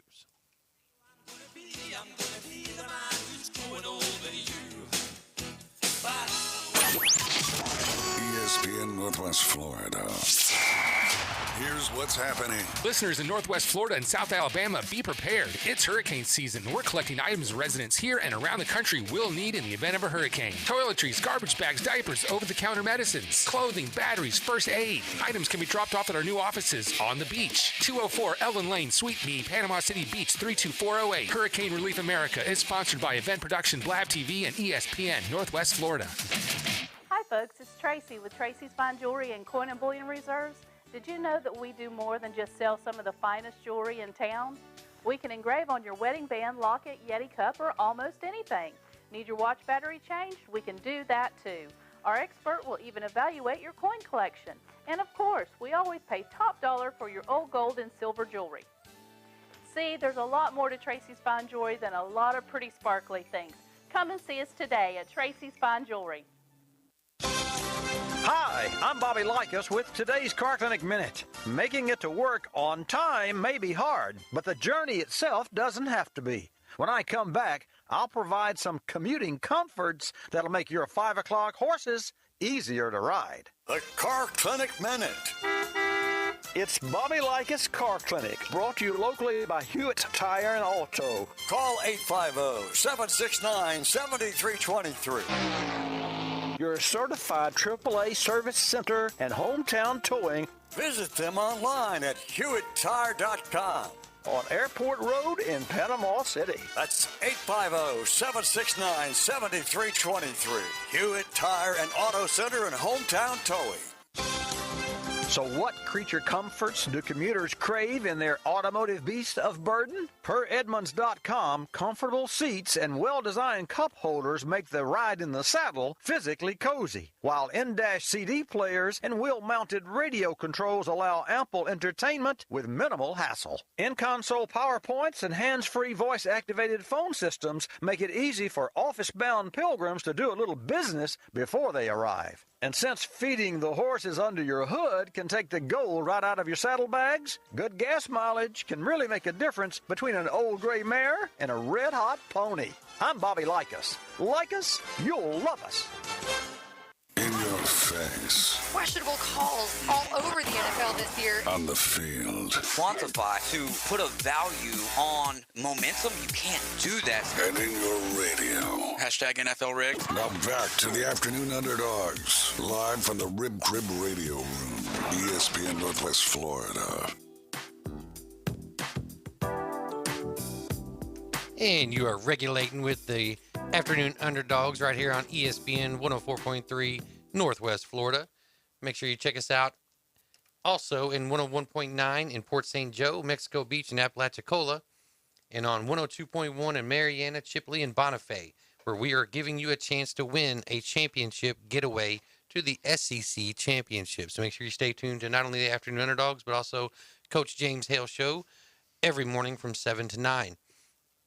So we've touched on some big games coming up this weekend in the NFL. Also, we've talked over some college football games. So we do have some big news as far as big names go, with them being labeled out already for this weekend. David Montgomery is going to be out for the Bears. We saw what Khalil Herbert did last week. He's going up against a Giants team that you can run on. So it's going to be a big, big game for the Bears. And, you know, speaking of that game, Bears and Giants, one of those teams is going to be 3-1 after Sunday. Yeah, you got to think about that. It's pretty crazy. Who would have thought that at the start of the season? Right. I mean, you're looking at a Bears team that everybody kind of balked at, and then you're looking at a Giants team that they're like, well, you got the Eagles, maybe the Cowboys, and then nothing else in the NFC I'm East. taking a lot of that with a grain of salt, though. I mean, a lot of these teams didn't really play any kind of preseason. A lot of starters didn't play at all, And so I think now we're actually getting to the time now where everybody's pretty much in game shape and pretty much ready to go. And I think you're really going to start seeing how teams are really going to perform in the rest of the season starting now, though.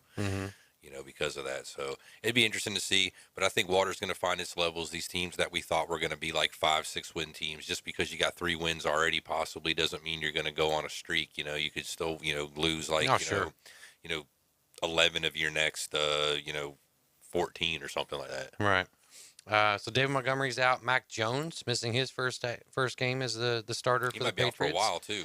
Right. Well, it depends on who you ask. If you ask him, he can play today.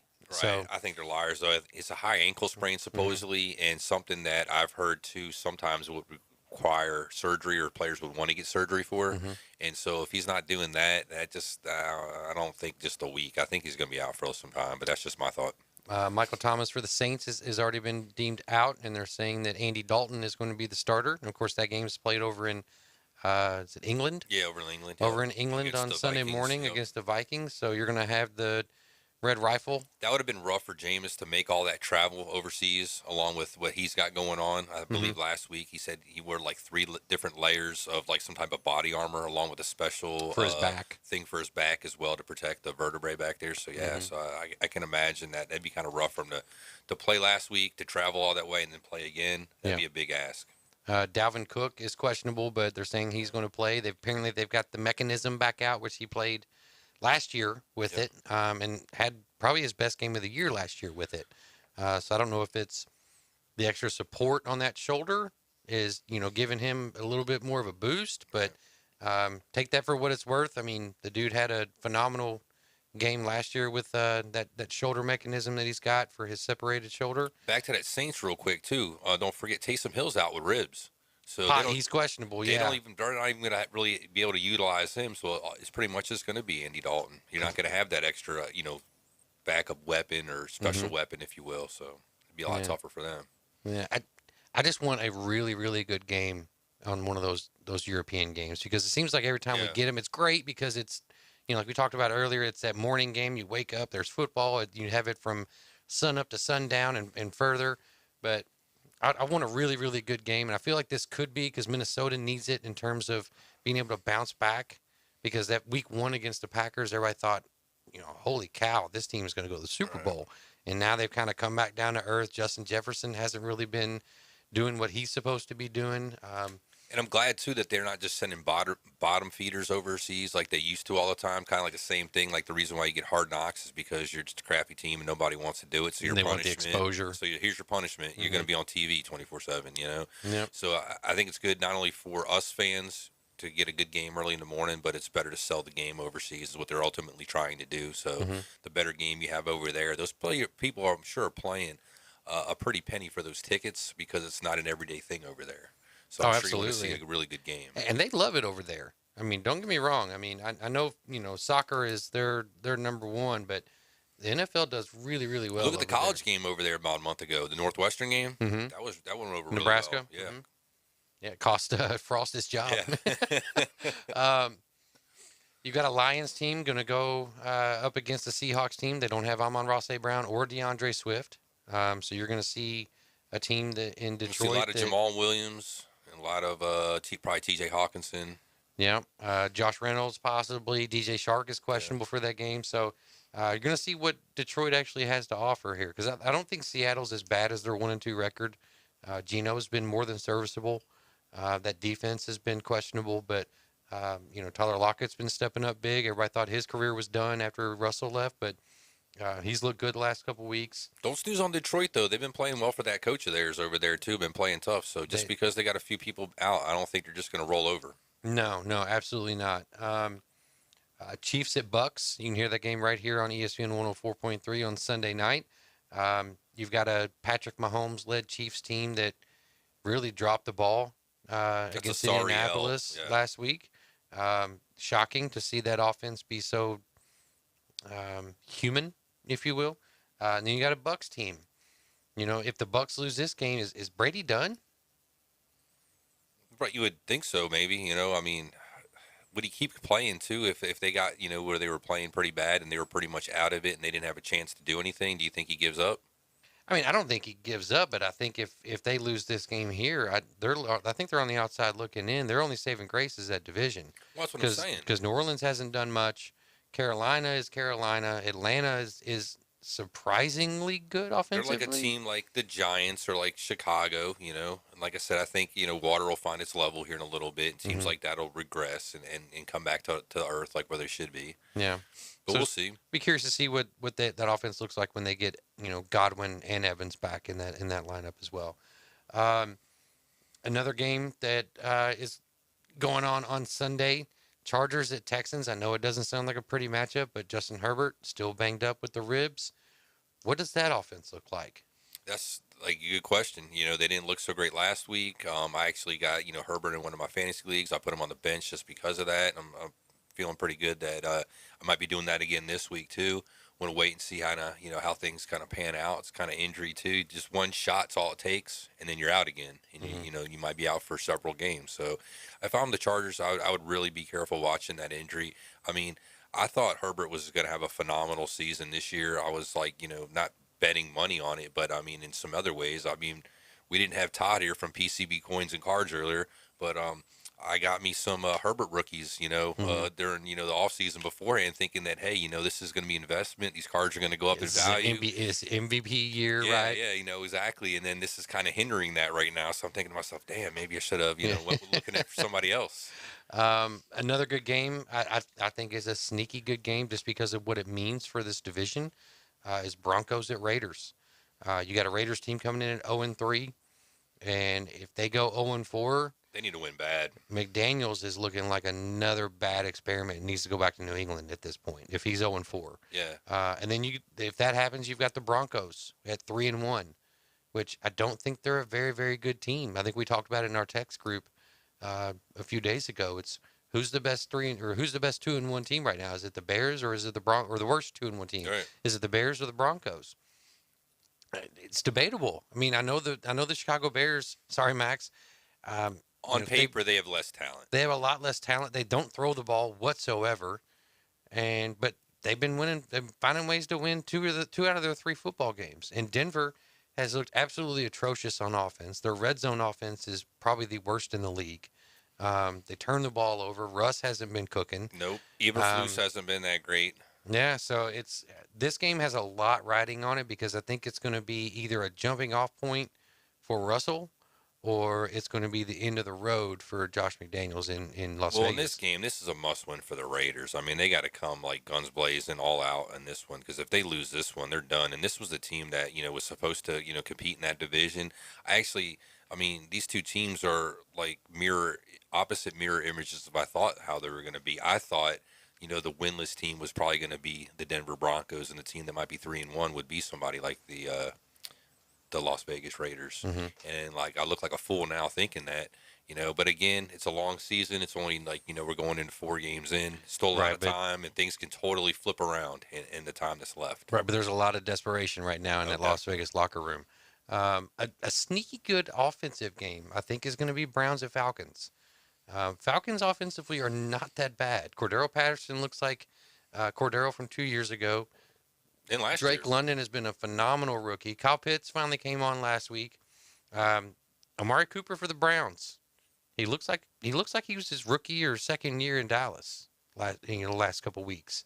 You know, I think Marcus Mariota is more than serviceable at this point, especially if you're looking for a streamer fantasy-wise.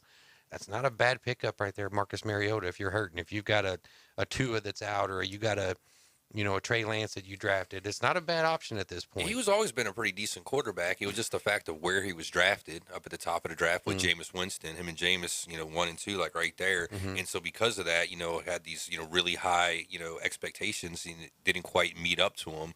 But it depends on, what you're really looking at. I didn't think somebody like that was going to come into the league. Same thing with Jameis and just tear the league apart, and just be a phenom.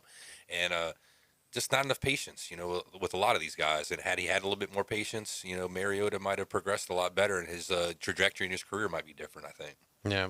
Well, I mean, for me, what it says is like, Mariota, what we all thought was this was that bridge year for Atlanta to go get C.J. Stroud or Bryce Young or maybe a high-end free agent quarterback that's already in the league. But Mariota right now, through 3 games, hasn't been the problem. He's been really, really good. So what does this mean for Atlanta's future? Because they spent a 4th rounder on Desmond Ridder, who's playing backup right now to Mariota. And then they've got Mariota, who, like I said, hasn't been the problem in Atlanta. They're going to have to wait and see. I think they're going to check this season out here and see where they're at, like, come December. I think it's too early now. Like I said, you can't push a panic button right now. You can't be throwing roses to people and teams, too. It's way too early. Pump the brakes, give it some more time. I think they'll figure it out, and they'll decide what they got to do. Unfortunately, I think it probably will be going to get a quarterback, though. I think so. I mean, just for the hope of in the future of the franchise, they need to go get that young gun. As a general manager for a franchise like that, to do your job and do your due diligence, you have to at least look into it, pretty deeply, just because of the situation you got right now. Mm-hmm. Because if not, you're just not doing your job. Yeah. Well, you've been listening to ESPN 104.3 Northwest Florida. We're going to take a quick break and come back with our last segment of the day. Go over some high school football games coming up in the area. Stay tuned.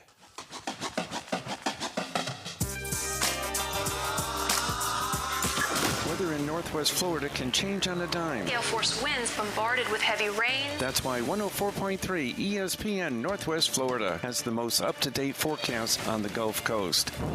Hi, this is staff meteorologist Tim Root with over 40 years of experience. I know just how fast we can go from sun and fun to a serious situation. For the most accurate and detailed weather when it matters, rely on 104.3 ESPN Northwest Florida. Sick grout? Down and out? Call the Grout Doctor and they'll come up with a prescription that will cure any ailment your grout may have. Just because it's sick looking doesn't mean it needs to be replaced. They can clean it, change the color, or even repair it. You just have to give the Grout Doctor a call at 850-367-4330 to schedule a free checkup. 850-367-4330. Like the Grout Doctor Panama City FL on Facebook to unlock a special gift with your first service.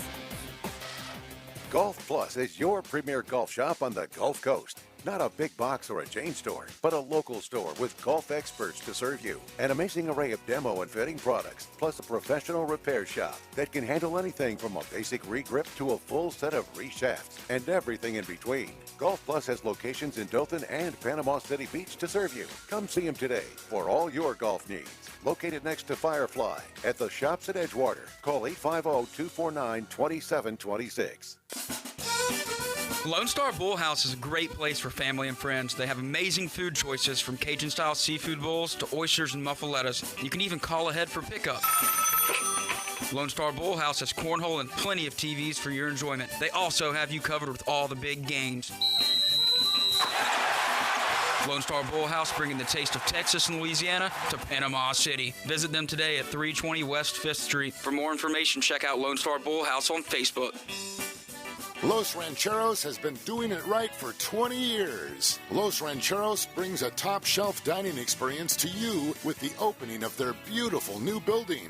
Watch all college and pro games on Los Rancheros' 14 large-screen TVs, with great drink specials daily from 2 to 5, and during all the games. Los Rancheros, the place for live sports and great food, on 23rd Street between Jenks and Harrison. Live from the Rib Crib Studio. Hot takes, the latest trades, in-depth interviews. That is my reaction. We break it down for you right here. Very big springboard for the rest of my career. The Afternoon Underdogs. That's the problem right there. 104.3 ESPN Northwest Florida.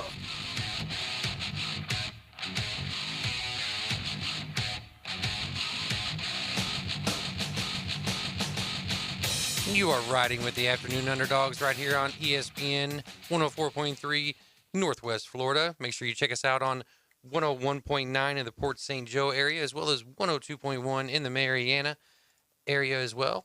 And Rick's got some high school games that are going to be kicking off here in about 12 minutes? Yeah, all these are 6 o'clock Central Time starts, I believe, for all these games. First up, we got our game that's going to be on live here with us on 104.3 ESPN Northwest Florida. As soon as we get off, you got your Mosley Dolphins at Childs. Next, we got Rickards at Wakulla. Holmes will be at Vernon. Got Freeport going to play at Bozeman. Godby will be over in Marietta tonight. We got they got the game of the towns with some names. We got Weewaw Hitchcaw going to play at Contondelay tonight. This should be a good one. Got West Florida going to Walton. North Bay Havens playing Bay tonight, as well as Bluntstown heading out towards Port St. Joe.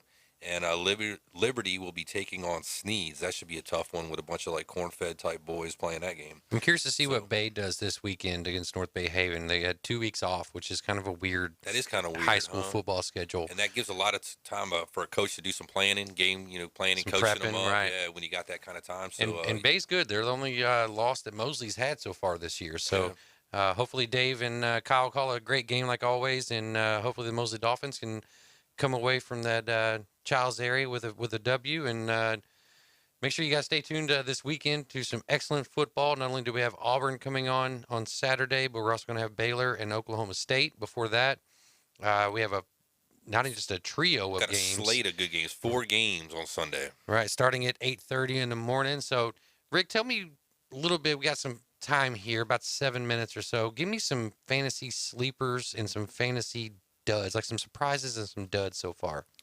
Some duds this far. Well, I mean, shoot, here's a big one. Cam Akers. I know some people, I didn't take him this year in any of my leagues, but I have a couple friends of mine who have taken him in some leagues, and they're very disappointed with the duds that he has been laying. So that'd be one to start out with, I think, for me. Another one, some of the injury type people, some guys haven't had that great of a showing. Some guy like a Dalvin Cook, he hasn't had that game, in fantasy where he's gotten like 25 or 30 points like you've seen him do in previous seasons. So you got to start to wonder, is this going to be the last year he's going to really have any real success? And he might be on, the downswing now of his career. So well, I mean, you look at the shelf life of running backs in the NFL, and it's very, very short lived. And speaking of running backs, you look at the running backs, the top 10 out there, there's about 3 of them that are even viable right now in terms of fantasy production. I mean, Derrick Henry had a great week last week, but not so much week 1 and 2. JT hasn't been tearing it up either. No, Jonathan Taylor, who was the prohibitive number 1 pick in everybody's league, hasn't been doing much. Saquon Barkley's looked good. Alvin Kamara's been a no-show. You look at somebody like a Derrick Henry. Hopefully that's a stepping off point for him for fantasy purposes. But Justin Jefferson for me is the biggest dud. I drafted him in one of my leagues with some buddies back home, and I took him 3rd overall, thinking, okay, this is his year. I mean, he's got a new offensive coach, a new head coach. It's an offensive guru, O'Connell, that came from L.A., thinking, and then week 1 happens, and he just goes absolutely ham, and then he's been an absolute just dud. And it the could last be, 2 hey, weeks. that offense too. Like I just mentioned, Dalvin Cook not showing so great. So if you stack the box and he's not going to have that great of a showing, you can protect your defense on the back end a little bit better too. If you don't have to throw 8 bodies in the box, you can double team guys like Jefferson. So maybe the woes are coming from something like that. So maybe if Dalvin Cook gets going a little bit more, where they have to stop that running game, then maybe it opens it up for a guy like Jefferson. Give me a couple stars. Maybe somebody that wasn't a high end pick, but is somebody that's been holy crap, this dude's killing it for me. I'll tell you one of my teams right now, and I mean, I don't want to be a homer, but A.J. Brown, a wide receiver for the Eagles. I mean, I drafted him not because I'm a homer, being an Eagles fan, but I thought, the connection with Jalen Hurts, in the offense that we were having, the running game, might open up a lot more opportunities that maybe he didn't have over in, Tennessee, because they're just, a run-first offense, and he might be utilized a little bit better, as well as having another guy like a Devonta Smith on the other side of the offense to stretch the field, So that'd be one for me. Another one, it's a lot of wide receivers, a lot of rookies too. We were talking about him before the show started. I got on one of my leagues. He hasn't, totally broke out yet, but a guy like a Treylon Burks, has been playing really well for the Tennessee Titans, and a guy that, I actually drafted just for the basis of it being a dynasty league and not so much for this year, but thinking down the road, so that's another one for me. What about you? You got anything? Chris Olave has been a breath of fresh air. Big week last week. I think, Jameis's propensity to sling it downfield has definitely aided in that. Another one for me Garrett is Wilson. That's what I was going to say. Another one is Garrett Wilson for the Jets. We'll see what that offense looks like with Zach Wilson coming back. Flacco was throwing it on average, I think, around 45 times a game in the first 3 games. So we'll see what that offense looks like. But Garrett Wilson looks like the real deal. Both of those coming from Ohio State. Another one, and we touched on it earlier, is Cordero Patterson. Yeah. Cordero Patterson looks like he did a couple years ago when he was that running back wide receiver mix. Where even last year, he did really well okay last year. He did okay, but that whole offense struggled because they didn't have an offensive line. But this year he's been an absolute beast for me. The tight end position, it's like 1 or 2 or 3 people, and then the rest are just bleh. Yeah, you got like one good tier, and then after that, it kind of like falls off the table when it comes to tight ends. Another dud right now for me is Austin Eckler, and I don't feel like it's because it's Austin Eckler. I feel like it's the way Staley is coaching that team. I mean, they get down to the goal line, and then the dude just either not on the field, or they don't throw it to him, or they don't hand it off. Well, I think their problem is they can't play with a short field. When you're up against the end zone, okay, you're already forced to have that short field because you can't go past the end zone. Same thing that the Eagles had a problem with a number of years ago when Andy Reid was our coach. When you were down on your end of the field, down in your 20, and you had that whole other 80 yards to work with, you had tons of plays in the playbook that you could utilize. But as soon as you had that short field, it just handcuffed a guy like that. And I think you might be having the same problems with Staley. I think he just needs to, like, some growing pains, grow out of this and just try to figure it out, or maybe just get some confidence in some other types of plays, You just got to do something, man. You can't just, move the ball, get down to the red zone, and then just get stagnant like that. You're not going to win playing ball like that. All right, so through 3 weeks right now, we have about a minute left. Give me your fantasy MVP so far. Fantasy MVP, I mean, how can you not go Lamar Jackson right now? I got him in, in one of my leagues, and he's just been a stud, betting on himself. So that's mine just because personally I got him. Yeah, and it is for me as well. I don't have him in any of my leagues. I wish I did. But the dude's been an absolute monster offensively. Jalen Hurts has been great too. Like Jalen Hurts has been phenomenal. But he's been phenomenal. He's in MVP talk. Of course, we knew Josh Allen was going to be great. He's continuing. Tyreek Hill is another one that's up there right now. Yeah, he was a guy that was on a list of wide receivers. He was about 12, 13 deep on that list because of the move to Miami. But he's shown some people that he can get the job done as well. So Cooper Kupp's still tearing it up too, considering that he's like with the best weapon that they got, and everybody. He's the only weapon they got right now. That's what's so shocking. Shut that guy down, and he still gets his. So that's a great guy too.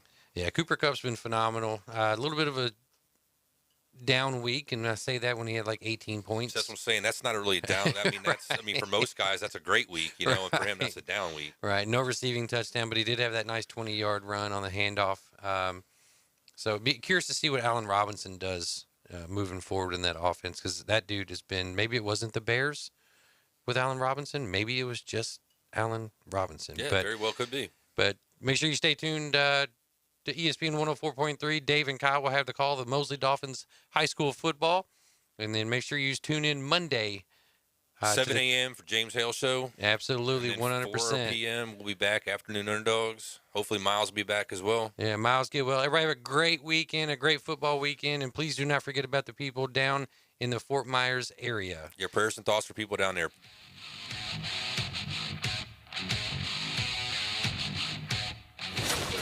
ESPN Northwest Florida.